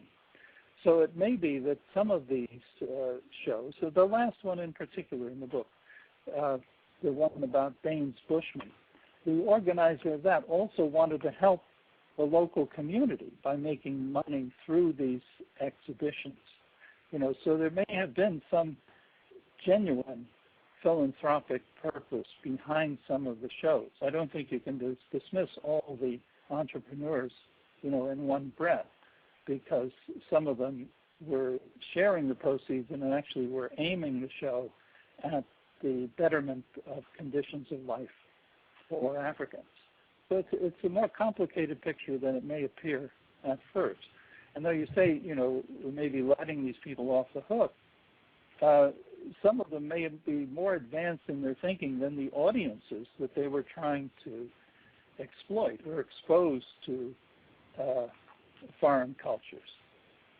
They may have known more about the people they were dealing with than the people who would be seeing them. In other words, they may not have had the same prejudices as the people who were coming to the shows. Am I letting them off the hook? I mean, I don't think you can let Dickens off the hook necessarily, but he was, again, writing an amusing essay. He was trying to entertain by giving this very exaggerated account, which everyone can see was exaggerated. He was really going over the top, and making the claims he did. But that's part of the humor of the essay. Racism, white supremacy is frequently amusing and entertaining for racists, white supremacists, and I would just go back to the introduction. As a consequence, Africans came to be perceived as intellectual and moral inferiors, often no better than brutish savages who had not yet climbed beyond the bottom rungs of the evolutionary ladder. ethnological show business thus promoted and perpetuated racism? That would be my response. And for my audience, just so that we're clear, when I say letting them off the hook, I mean defending suspected racists, white supremacists. That's what I mean. Person that called in, last four digits, 6325, 6325. If you have a question for Professor Lindfors, your line is open. Yeah, Gus, I have to say your show is phenomenal. I've been just recently listening to some of your recent shows, and you can mark me up for a future supporter of yours and a future investor. I have to ask, Bernth is your name, I believe? Yes, the right. guest that you can I ask a question? Are you of non-white or non-European lineage, and is your education European, or is it non-European, non-white? I'm white. I was born in Sweden, but my family immigrated to the U.S. when I was very small, and I've grown up American. Okay, can I follow up with a comment? And the reason I have to do that, I was cataloging a lot of the statements and trying to put it in context, with the context of racism and white supremacy. Earlier you made a statement when you were referring to the Zulus, okay, and you had made a statement of saying territory they claimed was theirs. Now that in and of itself is another, it might be an unconscious statement of racism, white supremacy. It's like someone trying to say that their house is not claimed is their own, and that, like I said, it might be unconscious. That's why I asked where your lineage was. In other words, can we come back to that statement? In what context was I saying that? When you were talking about, you were talking about the British, and you were saying that it was just like a side comment, and it might have been unconscious. You said, with it was against the territory. You said that the Zulu had claimed was theirs, and just the fact that you said that the Zulu had claimed was theirs might have been an unconscious way of saying, look, it's not rightfully theirs because of the fact that just those little words right there that they claim, okay, even though it is Zulu territory or African territory. It's the same context that they're saying in Iraq right now and Afghanistan, as they're saying with the Hispanics and what are called Native Americans. It's an unconscious racism, white supremacist statement that many state. So I was listening very carefully to that, and then I was trying to analyze by when you were talking about the term of savages, and you had talked about how the Irish Parliament, that's the same context of if you want to treat someone savagely, you call them a savage. The same thing that they're doing again is the Islamic, what they call, terrorists, or as they call, black criminals, or as they call illegal immigrants. And so I was listening, and try to make parallels. One of the major reasons is I wanted to see if even unconsciously, if racism and white supremacy is even within the book or even within the presentation, again, it might be unwitting or witting. No one can really tell. When you were talking about collaborators, and that when you said, again, you were talking about that there were some that were collaborators, it's the same type of racism, white supremacy statement that many say that, well, Africans sold themselves into slavery. Even though you take a people and you uproot them, and even if their own survival, they may do things that may seem like to the racist as collaboration. To that individual, it may seem like, look, I have to survive. I don't like it. So as what happened to the African and Benjamin Buttons, they may kill themselves. But even though, from the racist perspective, it's, oh, well, they're doing it to themselves. So I was just kind of curious where you came from. And I'll listen to the response off the air. Right. Well, to come back to the Zulu claim, I mean, this gets back to the sort of complexity of South African history, because what you had when the Dutch settled in the Cape area, they started extending their farms in an eastward direction, which is where the fertile land was. And they were expanding eastward as the Zulus were expanding westward. That is, the Zulus were conquering neighboring peoples and moving closer to the Cape. And these Dutch farms were in their way, okay? In other words, saying something that the Zulus claimed territory as their own may have reflected something about South African history, that the Zulus didn't have possession of certain territory that they were organizing their armies to take over.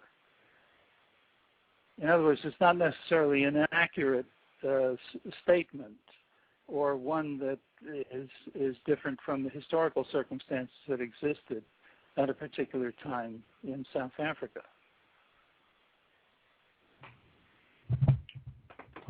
I had two people that called in with blocked numbers.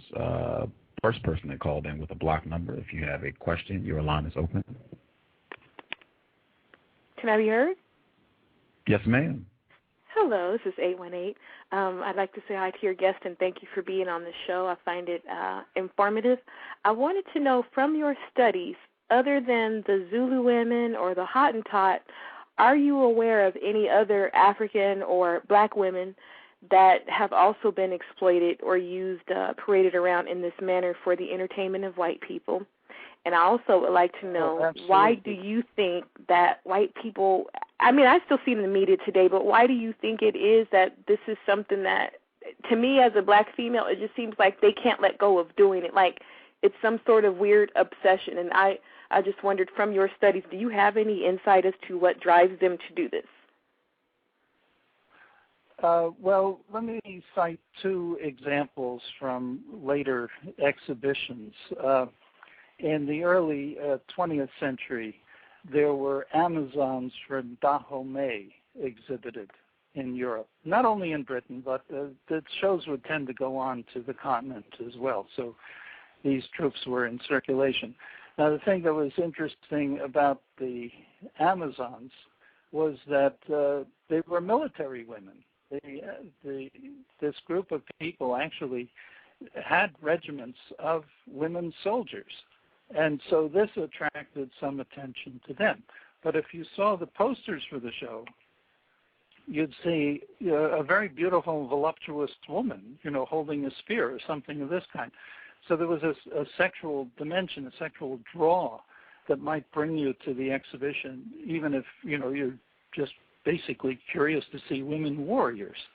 That would be one example, an example of women who are presented in a sense positively, that is, having characteristics of courage, of military organization, of taking events into their own hands, but they were part of the same kind of exhibition culture. A more grotesque example would be in the 1830s, when the so-called dish-lipped Ubangis came to the circus and performed. These were in the freak culture, the culture, they tend to be called self-made savages because they aren't born deformed or unusual, but they make themselves unusual, just as, say, tattooed people do, or people who don't have any abnormalities but do something to themselves that makes them showable. And the Ubangis, there's still a great debate over why they put these things in their mouths to distort their mouths. I mean, one explanation was they did it to resist slave traders who wouldn't accumulate such women. And another was for ritualistic or religious purposes, or whatever the reasons given. They were a curiosity because they were so strange looking.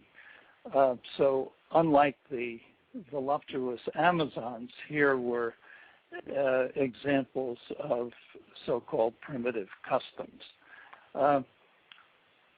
Now, why this interest? I mean, the interest, I guess, a sexual interest is just instinctual in human beings, and that extends, I think, to any representation of the opposite sex that one might find attractive or even find unattractive.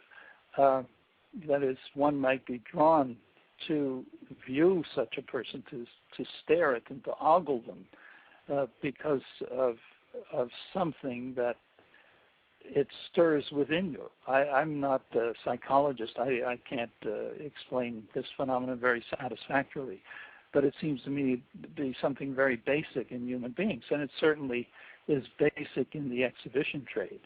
Your curiosity about other peoples of the world is the kind of thing that these shows were capitalizing on, especially at a time when, you know, the world was sort of being discovered, in the sense that one could, because of the improvement in navigation and whatever, one could encompass the whole world now. One could bring the world to your doorstep because you had access to peoples who had been far distant from you for centuries that you knew nothing about.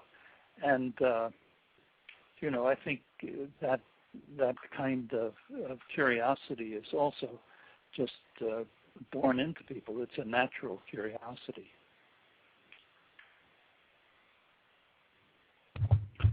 It's the person who called in, the other person who called in from a blocked number. Your line is open.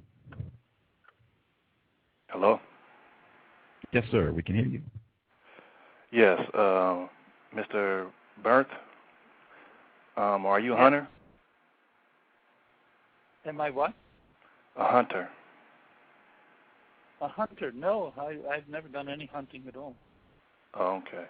Well, I just wanted to ask you about the trophy or the mantle.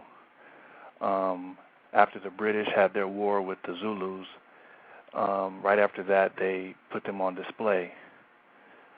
So do you think that white people are basically displaying their conquered?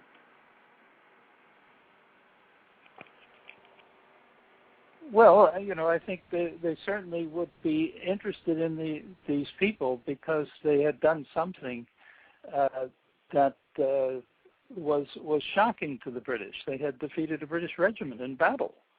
What kind of people could these be? You know, how can they, with spears, defeat British troops with rifles? I mean, there must have been an extraordinary amount of interest in them.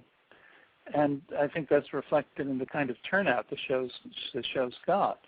But the shows, when they're presented, actually, if you look at the language of the ad, they're called the friendly Zulus. That is, they're not fierce, warlike people who are going to be a danger to the customers who come to the shows. They are docile. They've been, I guess, neutralized to some extent, or they're passive people. They're not aggressive people.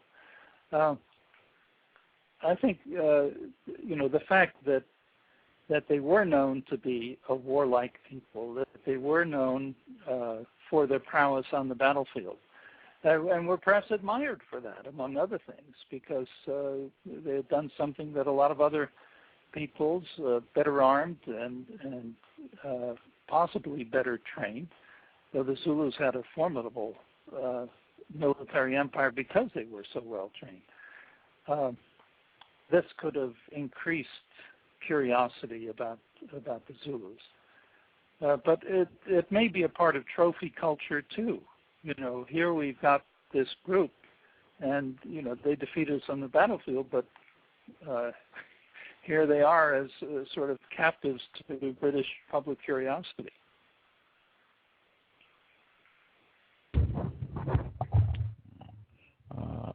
Believe Mr. Nero. Mr. Nero, if you have a question for Professor Lindfors, your line is open, Mr. Nero.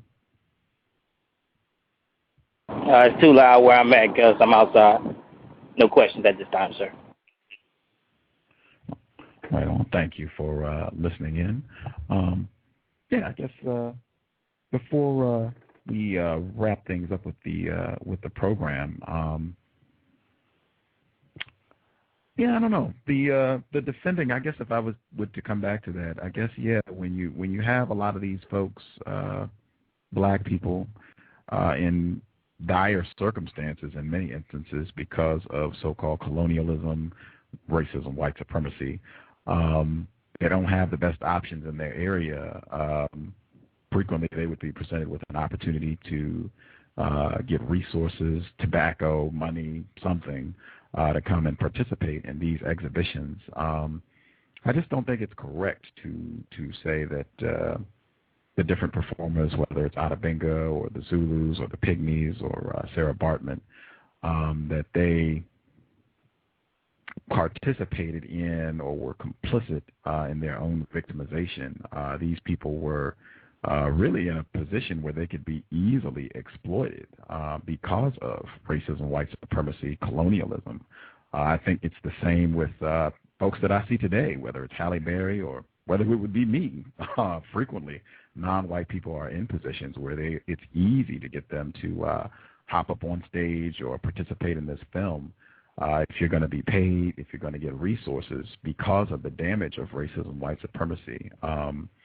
Even if they do certain things to try to combat that. I know there's a particular story mentioned in the book where some of the Africans that were in an exhibit, they were speaking their native language, and people didn't know what they were saying. They thought they were singing a song, and someone came up who did understand what they were saying, and they were apparently talking about cutting the throats of the white people who were watching them. That's right. I think that right there pretty much sums it up. These people are being exploited. They know they're being exploited, and the people who are putting them on stage, in my view, they're practicing racism, white supremacy. There is no defense. Do you have, I guess, a final word on that?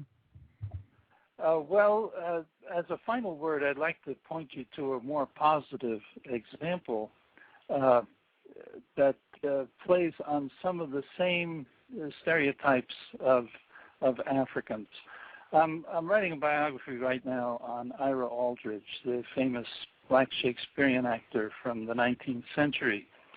And what got me interested in him is that he pretended to be an African. That is, as part of his show business career, he represented Africa. He was performing starting in 1825 up to 1867, had a long career on the stage, 42 years, in which he performed entirely in Europe. He was African American, but this pretense of being African was his ploy for bringing greater respect to black people. Because here he was performing, well, initially mainly in melodramas about the West Indies or in shows about black people, Othello, this kind of thing. But when he culminated as a purely Shakespearean performer at the conclusion of his career, have we reached an end? Am I going on too long? No, sir. Okay, he was making a case for Africans being intelligent, being sensitive, having the same characteristics, in other words, as other people. And by presenting himself as an African rather than as a New World black, this gave greater emphasis to the message he was trying to get across, essentially that Africans were people. Africans were people just like other people. And he did this very successfully and had strategy. All right. You're fine, just sir. Conclude that, you're fine. We have time. You can finish. That was just, okay. Don't even worry about it. Please continue. All right. I was just saying that in his career, he did a lot to reform notions about black people by emphasizing his African roots, okay, or actually his African identity. He even created a stage biography in which he said he was brought up as the son of a Christian Fulani prince from Senegal. That's how far the charade went. But people respected him because he was such a successful performer. So this is a positive use of the stereotype, turning the stereotype against the traditional use of it, showing the hollowness at the core. Wow. When can we be on the lookout for this new work? First volume will be published next year. It's actually coming out in 2 volumes, and there may be a third because I still need to cover the last 15 years of his career. Wow. We will definitely keep our eyes peeled. Thank you so much for sharing a bit of your afternoon with us. I learned a ton reading the book and having you on the program because you shared a lot of information that's not in the book. I definitely hope folks will continue their investigation of some of the themes that we spoke about. And again, I'm just real appreciative to have had you on the program, sir. I enjoyed it too. Thank you so much. We'll be in touch. Thanks a lot. Yes, sir. Right. Context of white supremacy. Gus T. Renegade. We will take a quick commercial break so that I can support Sister Nefertari, and we'll come right back. Everybody that called in, got you. Your line is open. We'll be right back on the other side of the commercial. The second annual Nat Turner Day Weekend Celebration 2010, The Resurrection of Haiti, Friday, August 20th to Sunday, August 22nd, at the Church of the Advocate, 1801 West Diamond Street, Philadelphia, PA, sponsored by the Children of Southampton, featuring Umar Abdullah Johnson, the Irritated Genie of Southeast, Sister Nefertari, Mary Moot Nzinga, the Universal African Dance and Drum Ensemble, the Lest We Forget Black Holocaust Slave Museum, and a special feature, the Nat Turner Day African Insurrection Musical with Brothers Keeper, the African Marketplace, and much, much more. The cost for the entire weekend, $50 for black adults, $25 for black students and children under 12, and $25 for black elders 65 and older. For more information, contact the Children of Southampton at www.ourcause.com. That's www.ourkos.com or 888-817-3235. That's toll free at 888-817-3235.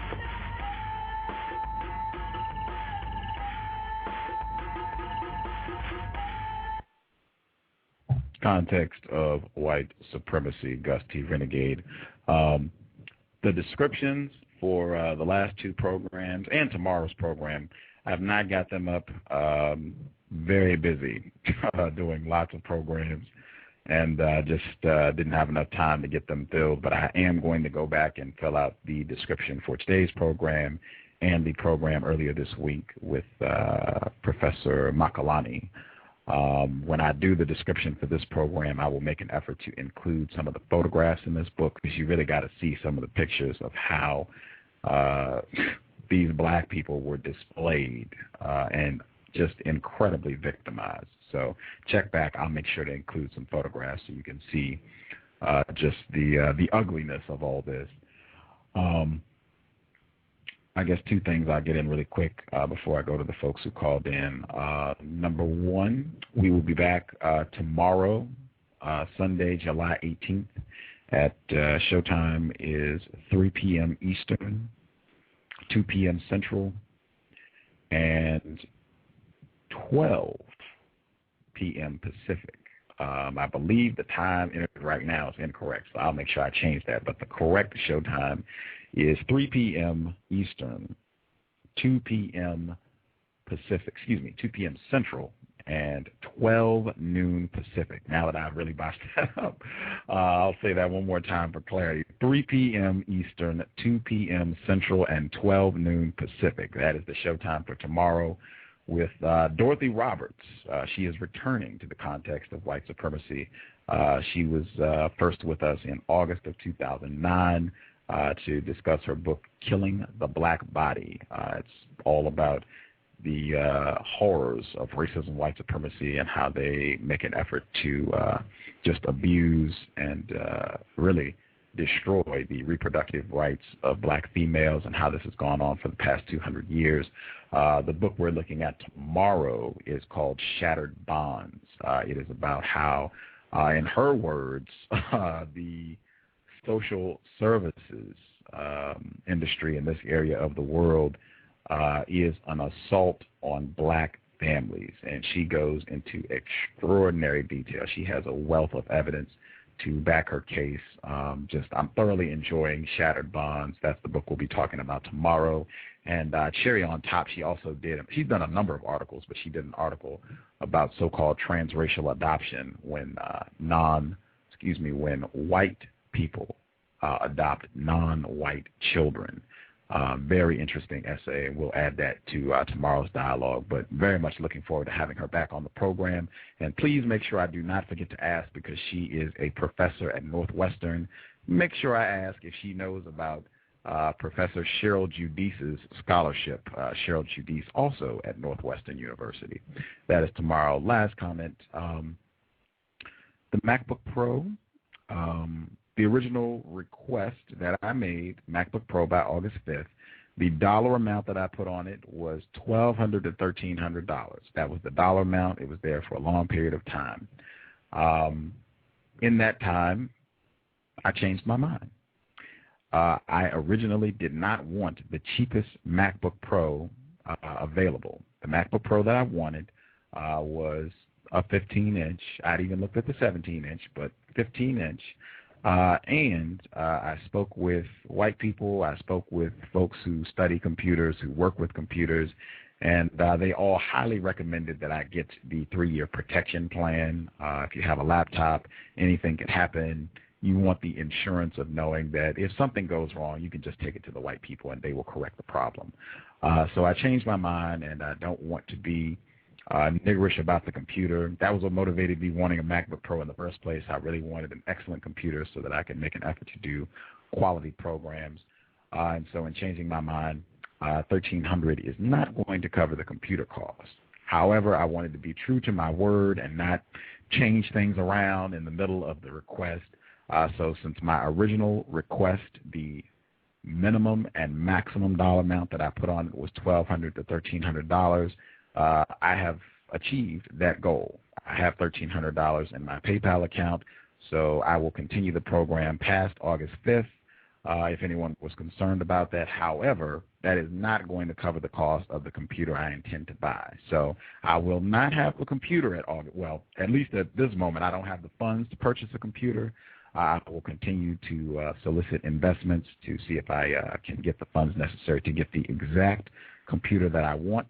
But I do have the funds that I requested, so I will continue the program because the dollar amount I stuck on it, I got that. So I'll continue. I hope that is not confusing for anyone. If anything, it should be a lesson. I remember hearing this all the time I wasted in church.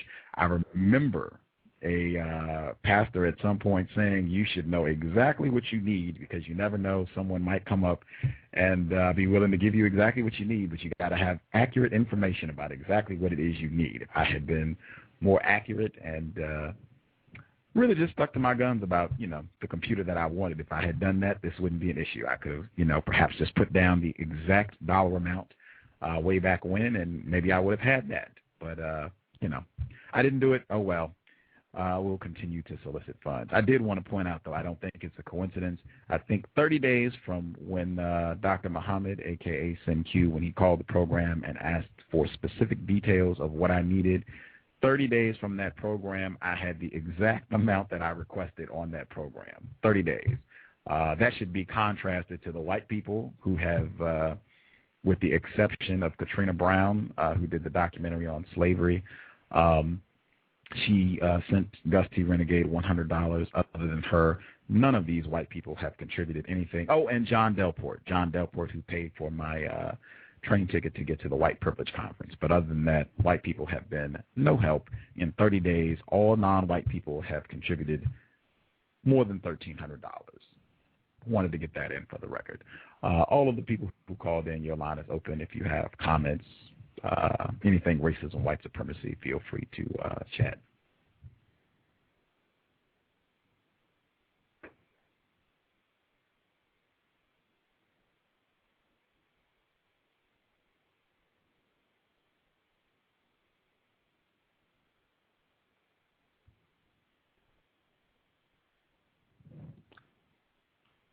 Not hearing you guys. I think I did get my switchboard is down, so I can't see anything, but I did open up everybody's line who called in.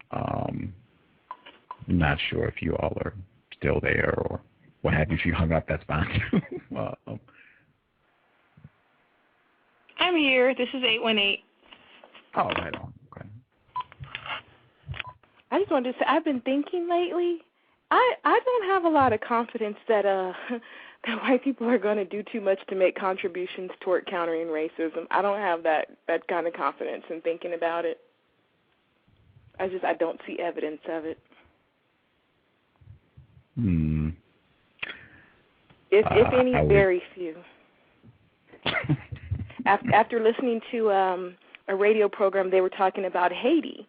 And with all the money that was raised after the earthquake, I think they have seen less than 2% of it, which honestly I didn't have faith they would get much of anyway, especially anything going through the Red Cross, because they were known to hold on to money, I believe, that was given to aid victims of the Hurricane Katrina event, and they didn't get that money either.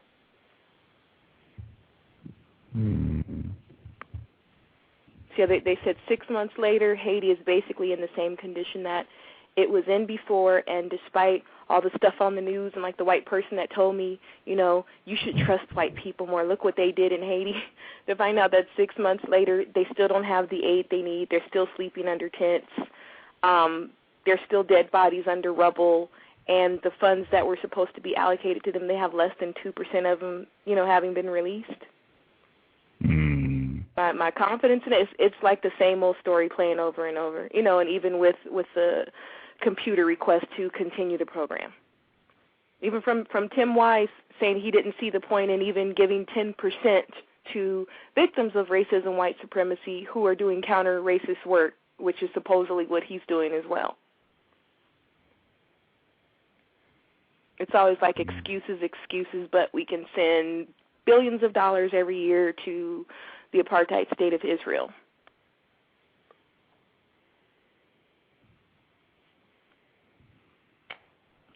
Yep. Hope people have paid attention to that.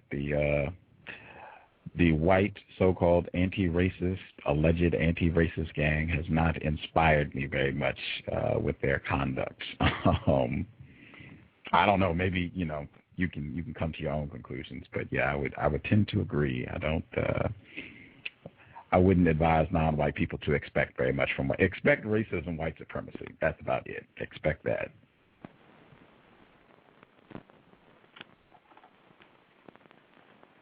Yeah, I've just come to the conclusion that if it needs to be done, even in my own personal life, just expecting people to come through and help. Sometimes I just get so tired of expecting people to follow through. I just do what I can do myself. I might be exhausted in the end, but it got done, and I didn't have to go through the headaches of dealing with people's excuses and game playing, There's some things we just may have to get together and do it ourselves. It shouldn't be that way, especially from a compensatory, point of view. But as we've discussed before, I don't see a lot of people, unfortunately, committed to changing things.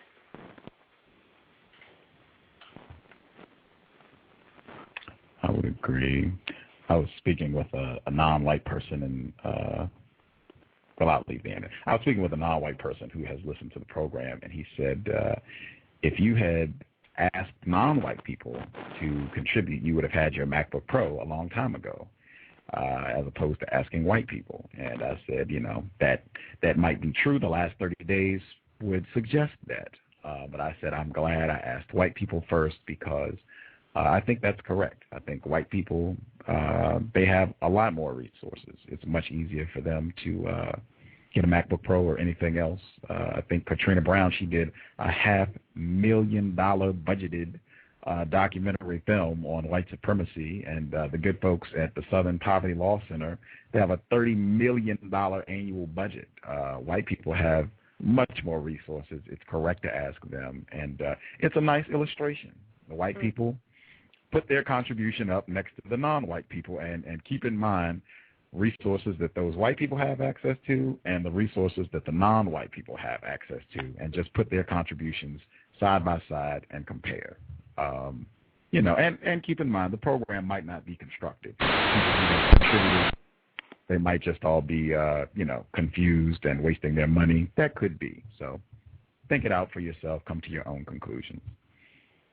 People contribute money to things that are obviously a lot more frivolous and obviously not constructive without hesitation. So I don't think it's a matter of it not being constructive. I think it's a matter of it addressing a problem that I don't think many people want to see solved because they benefit so much from it.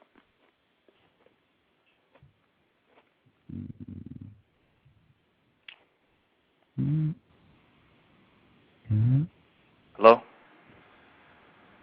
Yes, sir, we can hear you. I was just going to say you missed the cowbell when he was talking about Queen Victoria and the Zulu King.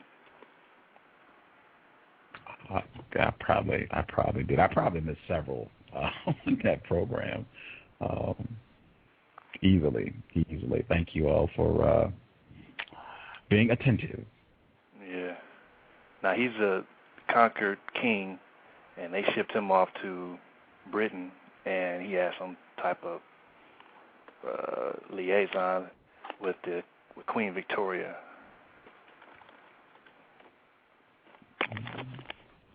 I think it's just a trophy thing, man. Like, they basically display their conquered, just like what you said yesterday, that I think people missed. I know I kind of missed it, that they enjoy,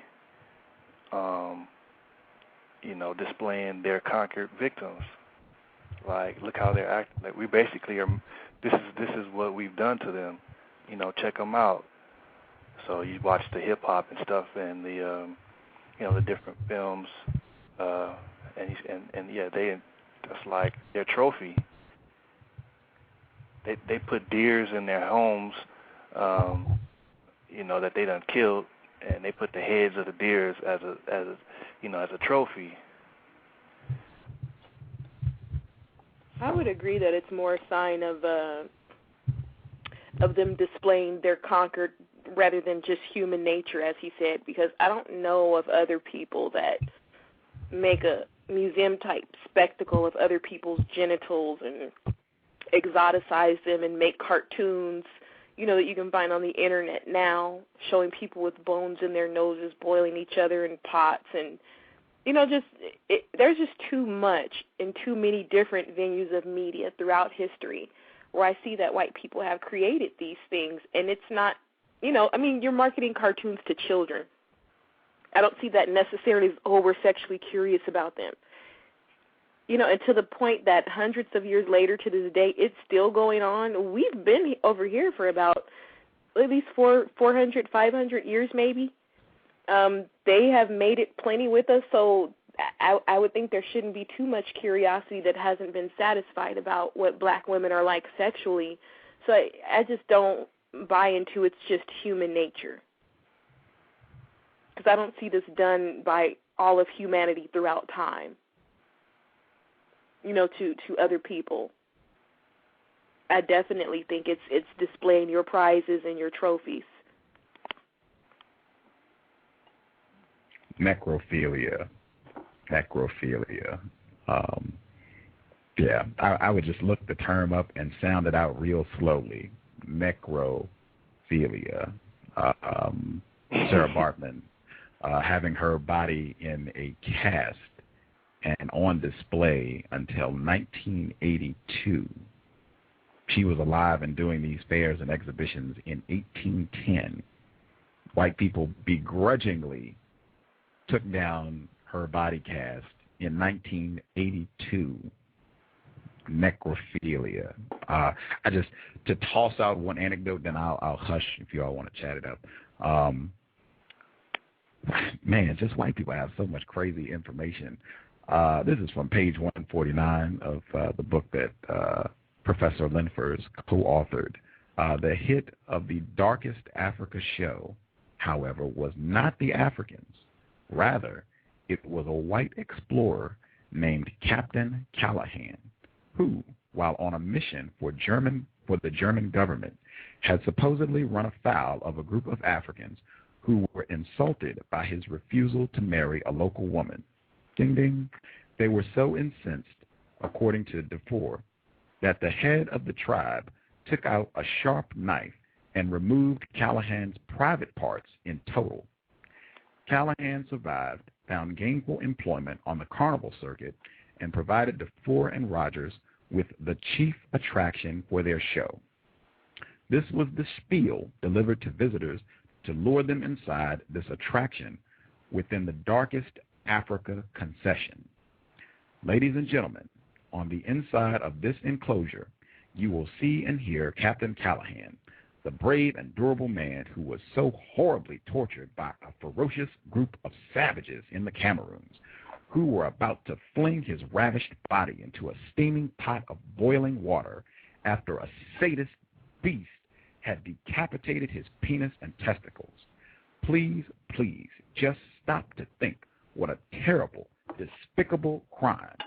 On the inside, you will hear from the very lips of Captain Callahan how he was rescued from those ruthless cannibals. Now, please listen very carefully. Everyone is invited to come in, this being the understanding that the captain will be on an elevated stage. He will remove his robe, and after you will see with your own eyes that the captain is absolutely devoid of sexual glands, as I am now stating. Then and only then will you be expected to pay 50 cents to the cashiers as you pass out through the turnstiles. This is page 149 of Africans on Stage. I had to stop and kind of do a double take as I was reading that, just because of, you got some fantastic stuff written down. And I mean fantastic just as in, whoa, this is really crazy. To my knowledge, I've never heard any history of non-white people doing this to white people. White people have an extensive history of celebrating the castration of black people. Exactly what I was thinking. That's exactly what I was thinking. Even Emmett Till. Mm-hmm. If you read the book by Ginsberg, 1,000 Years of Lynching, you'll find in there, too, that it was also common for them to castrate the men that they hung, to cut off ears and other body parts and save them as souvenirs.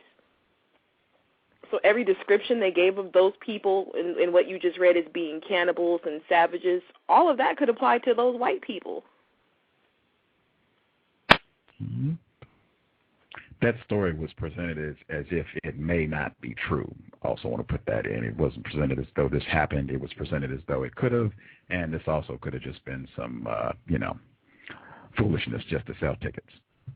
But it's interesting to me how someone, even if it didn't happen, could imagine to write it and describe African people in that sense, but never describe white people who did that to non-white people in the same sense. Now, we know they did things like that throughout the Inquisition as well.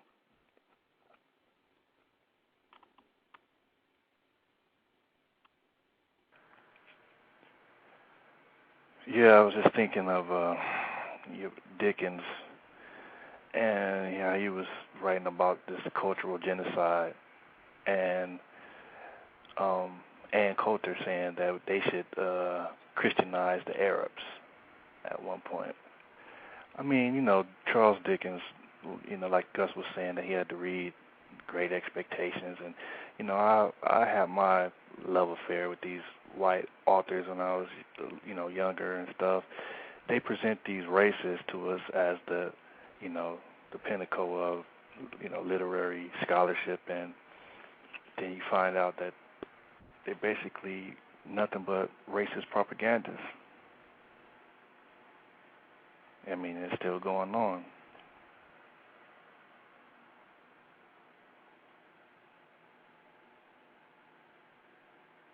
And this rabbit-proof fence came to mind when he was talking about that cultural genocide. And then when you were talking about, Gus, this adoption, I forgot how you put it. You said global, or maybe you said pan or something. Do you know what I'm talking about? The fact that non-white people are being adopted by these whites, and it's like that cultural genocide that Dickens was talking about, as far as the Zulu were concerned. Transracial adoption, is that what you were thinking of? Yeah. That's that's a theme, you know. It's woven into it's woven right in their whole history. So it's like, you know, let's put the black. I'm sorry. I was just going to say the white Australian government would also take so-called biracial Aborigine children away from parents as well to raise them under their system and indoctrinate them with it. Yeah, did you ever see Rabbit Proof Fence? No, I haven't. I've heard the title, but I haven't seen it. Yeah, that's what that movie was about.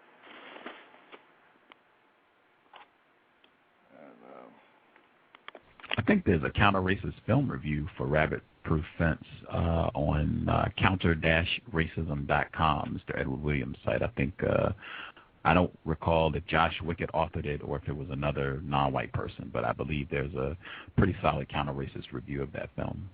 Okay. And when he described Sarah Bartman's rump as, he gave some scientific terminology for it, and I just was thinking when the male that called in, the 6'3" something, where he was talking about basically the point that he made, and when he was talking about Adabinga as a pygmy. I mean, the fact that just rolls off of his tongue is kind of, I find it interesting because it's a anthropologic kind of classification, but it's pejorative. So they don't say so-called pygmies, you know what I mean? They just, say pygmy, and they don't say so-called whatever this terminology they gave to Sarah Bartman's behind as, so-called.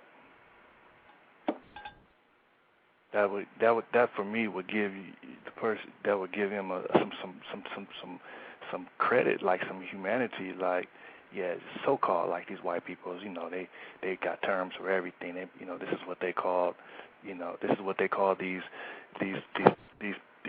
people, these Africans, these small Africans, pygmy. But that's not what, that's an insult basically. But he just says it like, yeah, this is what it is.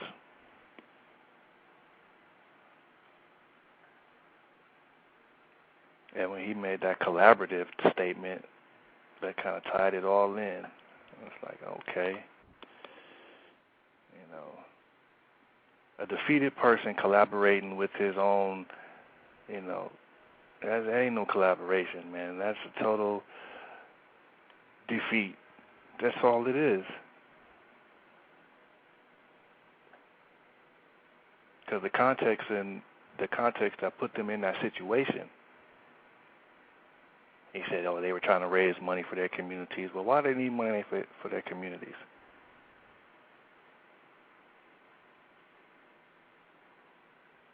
Why is this the only way they can raise money for the community? I'll be quiet. Right. Exactly. You said, yeah, why is this the only way? Offering jazz musicians the opportunity to dress up as Zulus. Like, wow, okay, I gotta dress up as a Zulu. Wow, like. And it continues in media today. Mm-hmm. Have y'all seen The Curious Case of Benjamin Buttons? Yeah. I have not had a chance to see it yet.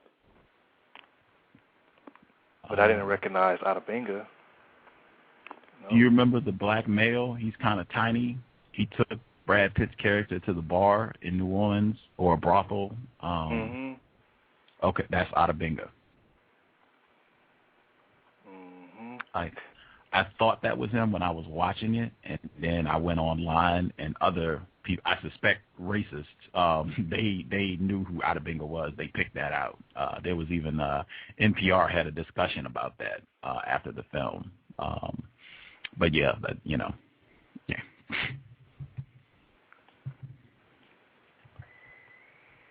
It's it's like a theme, man. Their whole culture, this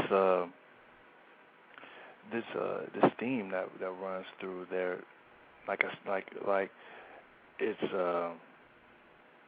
I guess I see it too with these like out of manga, like those movie producers are pretty intelligent. And I even seen Sarah Bartman. I remember seeing her like in a Bugs Bunny cartoon or one of those old cartoons.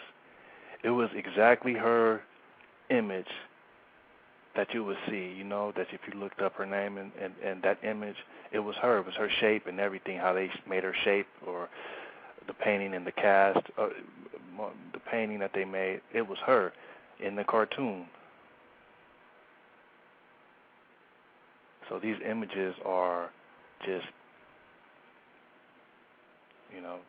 just being passed down.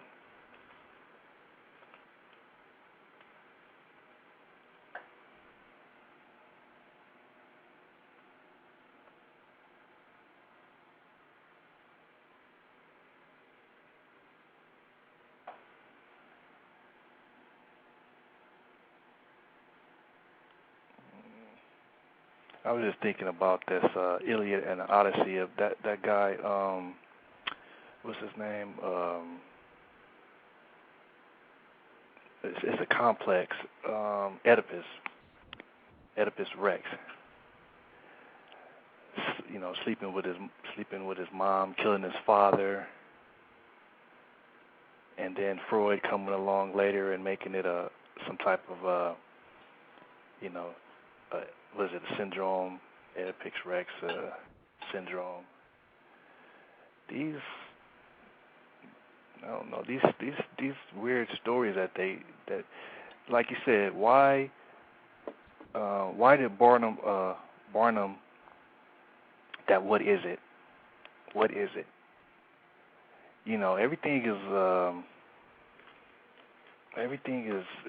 Everything they do is just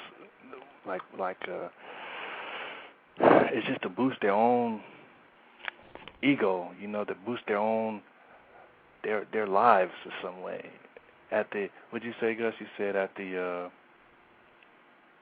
consequence, the consequence is look how we look in the end, or look how we're treated. All around the world, that's the consequence of you trying to, you're presenting this freak, in a bad way, this person in a bad way. Why not present him in a good way? They're just saying that's something that you could ask. It's like why are their stories always kill your father, sleep with your mother? From the beginning, everything is just so. I mean, why was The Noble Savage by Charles Dickens? Why was that so entertaining? I mean, why do they need that type of entertainment anyway? I think because it reinforces their feeling of entitlement to reign and rule over other people and dominate them. Because those people obviously aren't as human as we are anyway. Even to the point of bringing God in it.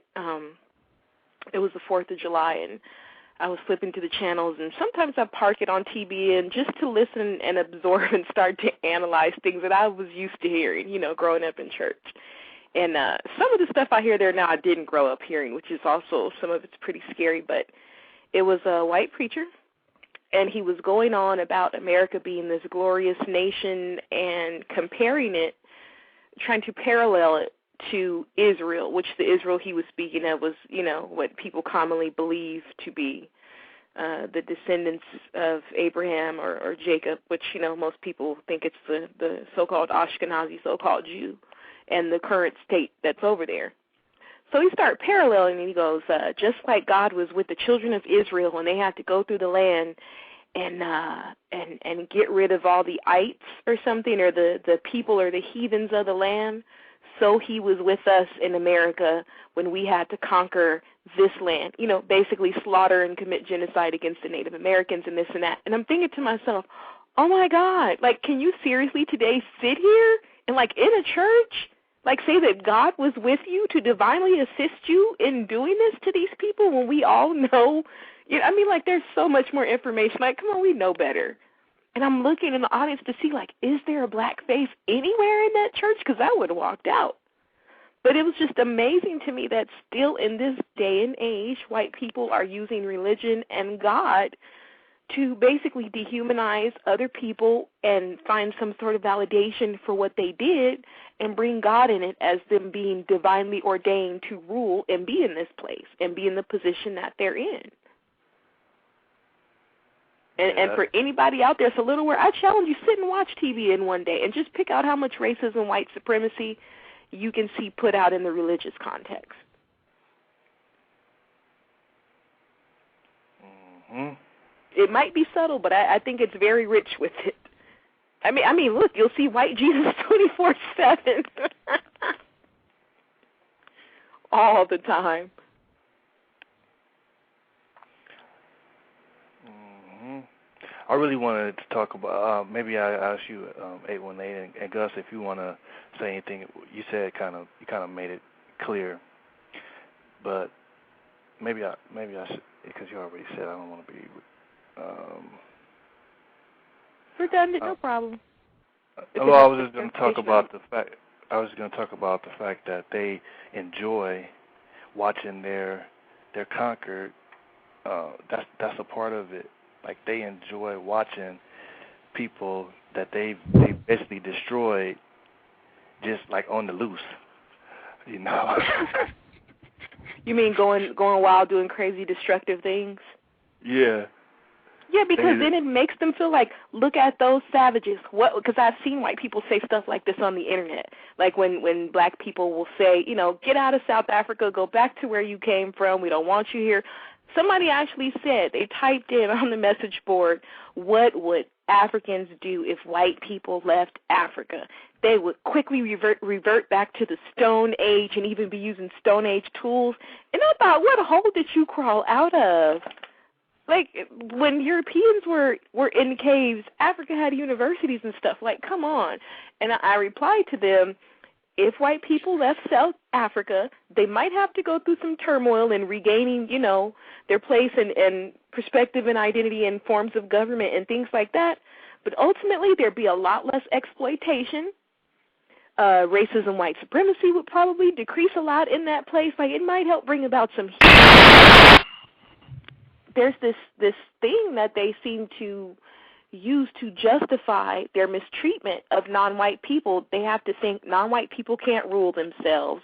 They can't function without everything that we invent. Their lives are pitiful without us. That white people to the rescue savior syndrome. And the more you see non-white people act out and exhibit destructive behavior, the more justified I think that white supremacists feel in subjecting them or, giving them their methods of control, like religion and their forms of education to so-called civilize the noble savage or the brutal beast or whatever. But it makes them feel justified, I believe, in practicing white supremacy. Makes them feel justified in profiling black men when you hear about, 50 people being shot in Chicago on a weekend.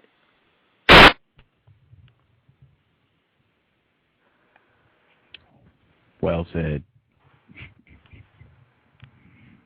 Well said. John Wayne pretty much said that. I'm paraphrasing, but I emailed his quote to a friend. He pretty much said, and he said specifically, white supremacy. I did remember that. He said, I support white supremacy until basically the non-white people get their act together. In the meantime, we should rule because they're ignorant savages. I'm paraphrasing, but I'm not paraphrasing the white supremacy part. He said white supremacy specifically, explicitly.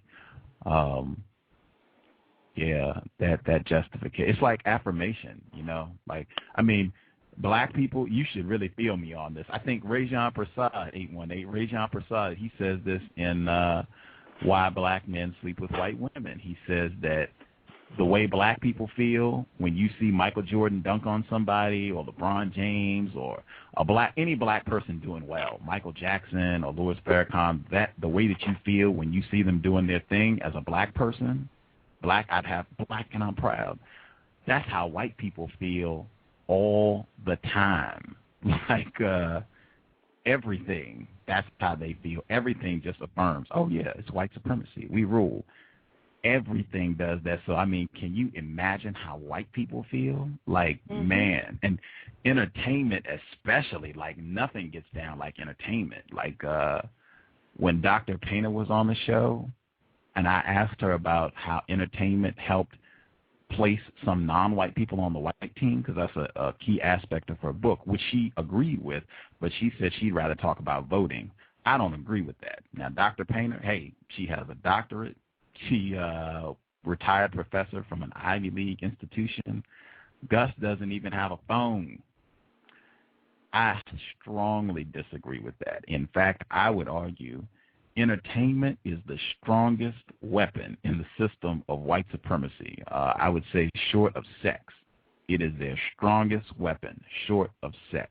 Like, man. And I mean, the entertainment industry pushes that sex thing hard. I mean, entertainment is huge. And I mean, you can evaluate this for yourself, but part of my process, think of the number of people that you know, white or non-white, who don't vote, have not voted this year, are strongly in opposition to voting, couldn't tell you a single person's name on the ballot. Think about that, right? Now, think about the number of people you know who do not watch television, have never gone to the movies. I strongly suspect you're going to be able to come up with a whole lot of people who don't vote, don't know anything about voting, have never voted, can't vote because they felons. I suspect you're going to have a whole lot of people in that category. I would struggle to come up with a single person who doesn't watch television, doesn't go to the movies. Even the people I know that don't watch TV, they still watch movies. Every film supports white supremacy. Go ahead. I was going to say, I just thought of the white female that was a former executive at eBay, Meg Whitman, who's running for the governor of California. She's never voted. That's one of the things they called her out for in the campaign, is that in all her years in California, she's never voted. Mm-mm. There's tons of people like that. The only people I know of who've never watched TV probably come from other countries. I mean, not here. You know, and I bet you they know some TV characters. I bet you they know Superman or Bart Simpson. I bet they know some TV characters.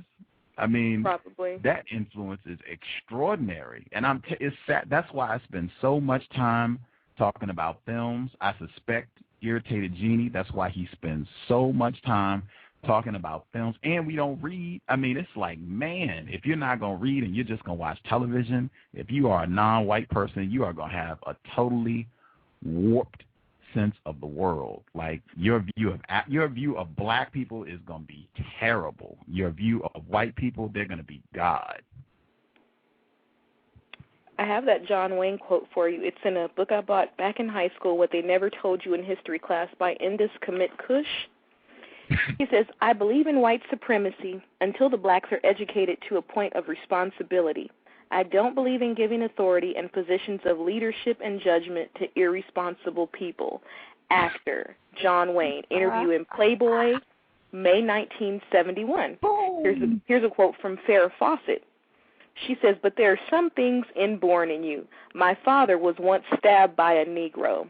That's from Farrah Fawcett Majors in reference to her admitted prejudice against blacks, which she was trying to overcome, from the National Enquirer, August 2nd, 1977. From Abraham Lincoln. I have no purpose to introduce political and social equality between white and black races.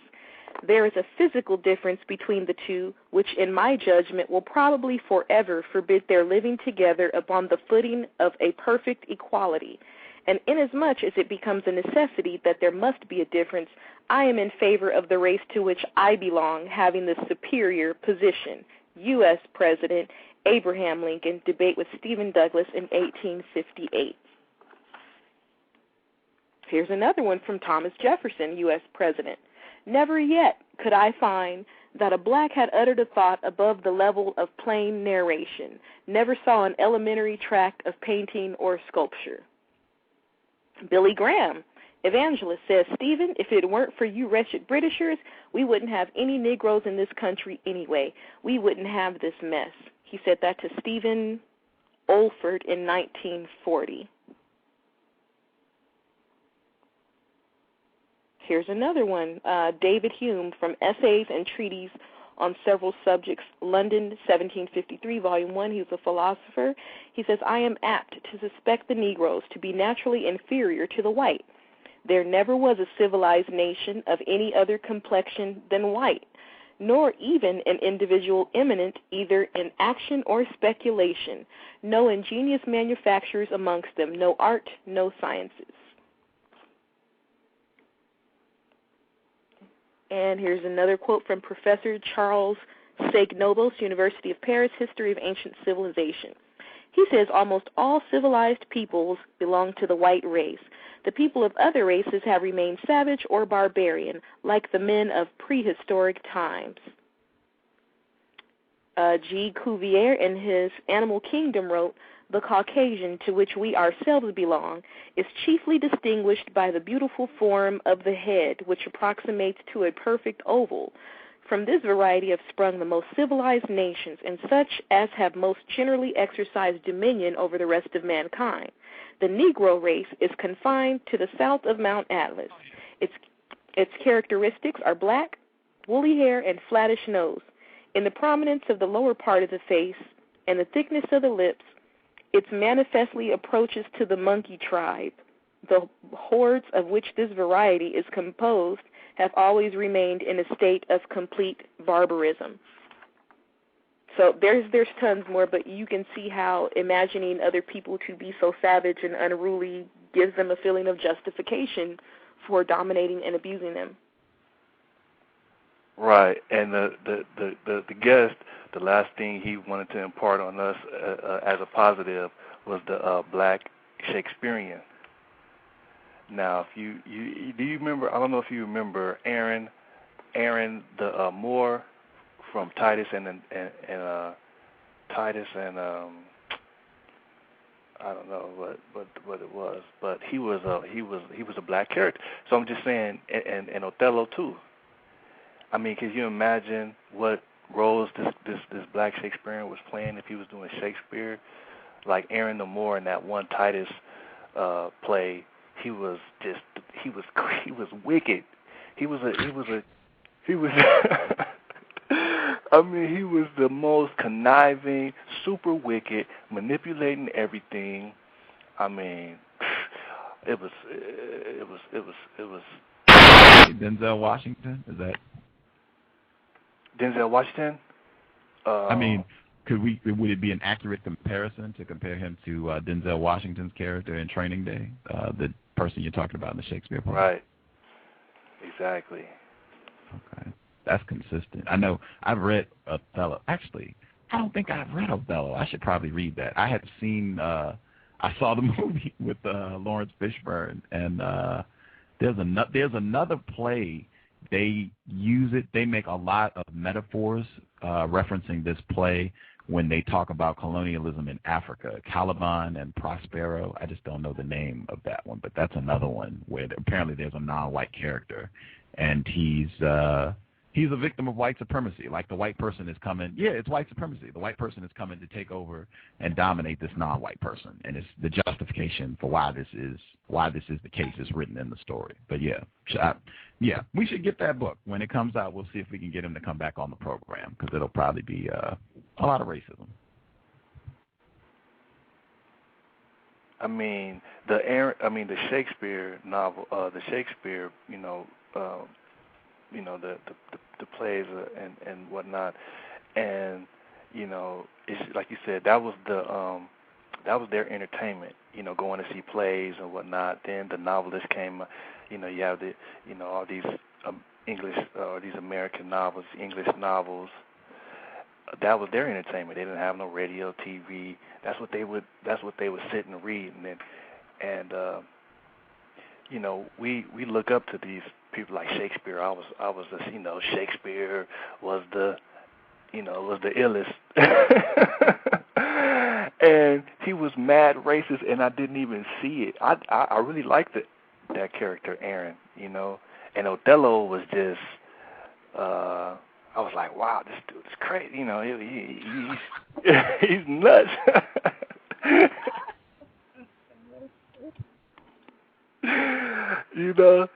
And we look up to these writers, man. They writing some major racist stuff, man. It's just like that's why I was saying A1A. What you were saying, Thomas Jefferson and all these people that's supposed to be so founding fathers, so great, and like white people act like they don't know. Like these people are racist. I mean, are you serious? Am I supposed to see these people as benevolent? Yes. Yes, that's how you're supposed to. Yes. That you look. How is Charles Dickens presented? How all of the people that she named, John Wayne, are any of these people presented as white supremacists, as a member of the biggest crime syndicate worldwide? Are these people presented like that? Oh no, their faces are on Mount Rushmore. We have President's Day. If you all have those of you who have television, I was appalled and disgusted. There is I think it's a Kraft macaroni and cheese commercial in which they have an actor playing Thomas Jefferson sitting at the table in a powdered wig and a woman making some macaroni and cheese, and they tell you this is what Thomas Jefferson would have liked. And I'm thinking he would have liked a side of black meat as well, but come on, like seriously? They're using Thomas Jefferson in 2010 to push macaroni and cheese.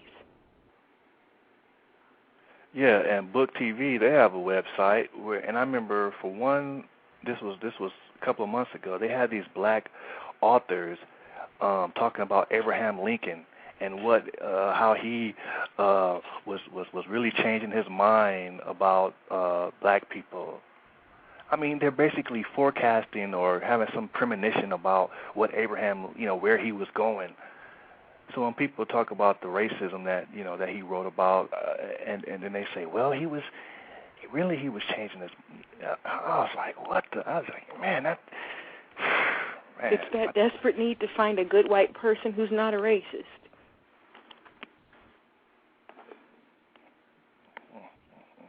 Very, very sick. But like I said, yeah, we're supposed to look up to these writers and these people, man. They always presented as they always presented as intelligent, great minds, and I'm always saying, I'm always saying, well, yeah, they're intelligent, they studied and stuff like that. But to me, they're just not. They're wicked people. They're I don't know how. See, like you said, oxymoron. Oxymoron, like the noble savage, is supposed to be an oxymoron. The oxymoron is these people are, someone to look up to or whatever. That to me is an oxymoron. You're a slave master, but you're a genius too. You know what I'm saying? Like, come on. That doesn't make sense.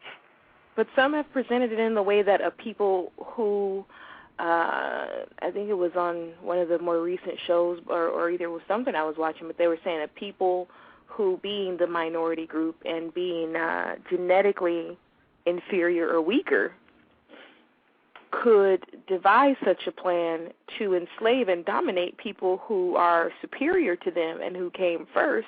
Right. There indeed is some genius, and not that it's moral, not that it's correct, and not that it's right. Yes.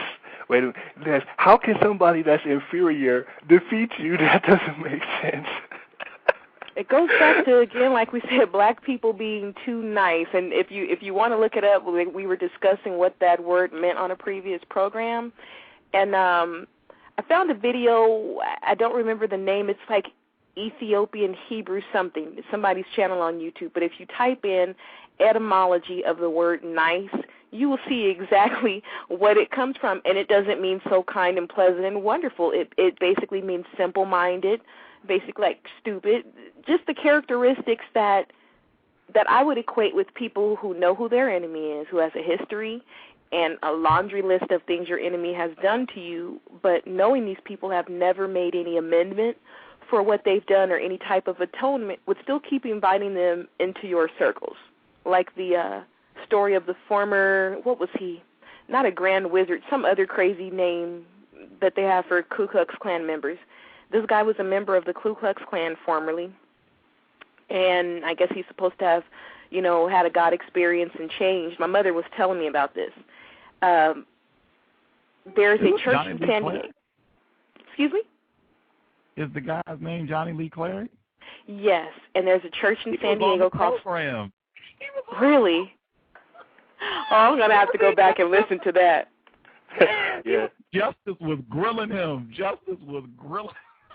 My mother told me, she says, do you know that at St. Stephen's Church of God in Christ, they had a former head of a former Ku Klux Klan member as a minister? And I said, what? And my first response was, black people are stupid. Oh, my God, how could you?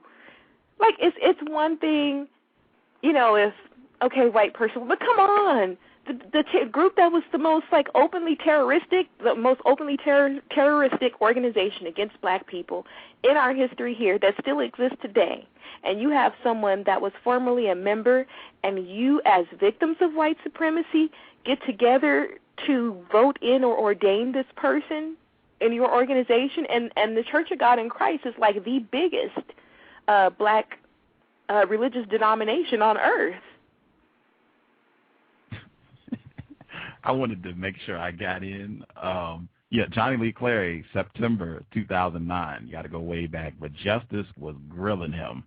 The conversation, that was on the program with Henry Macko in April of 2010 about black people being too nice. I did not leave that discussion with the understanding that when they said nice, black people are too nice, they meant black people are too stupid. But you, just now, what you said seemed to be equating nice with stupid. I didn't leave that discussion with the impression that that's what they meant. And anybody, I would encourage you, go back and listen, because there were a lot of different definitions that were offered. Go back and listen and see if stupid was in any of those definitions, and see if there were definitions that did not imply or suggest that black people are too stupid. Very interesting assignment. If you watch that video, he goes back to the root word of it, which is good, as far as etymology. And the root word of it, the original etymology, is not how we commonly, use it today. It's not that the understanding we have today of someone having, being pleasant and kind, and I think when we make choices like that, and I'm like, are we the only people on earth to consistently do this? It's so self-defeating. I don't see white people lining up in ranks to ordain black people into their religious organizations. But don't forget. Go ahead. I said, don't forget, black is beautiful. It is, but unfortunately, it's psychologically damaged too. At least over here, what I see. It's. I love my people, but I just see more and more that sometimes makes it very discouraging. Because when you try to talk to people, they're so heavily victimized. They just... It's an oxymoron to have a beautiful slave to be beautiful in slavery. That's just... I don't understand that. You're the beautiful. Beauty attracts the oppressor because he can exploit the beauty. That beautiful, lush black skin, they like sleeping with it. They liked beating it. They liked oppressing it, castrating it, marring it. They liked having it around. Sometimes in that order. We got 60 seconds left.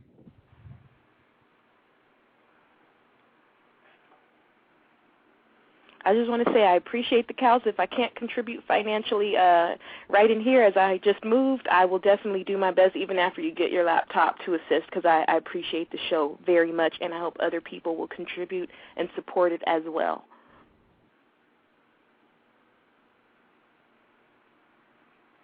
Oxymoron. Look it up. Thanks. And necrophilia. You should know both of those terms. Necrophilia. We'll be back tomorrow. That's right, tomorrow. 3 p.m. Eastern, 12 noon Pacific. Dorothy Roberts, black female, outstanding. And she agreed with the definition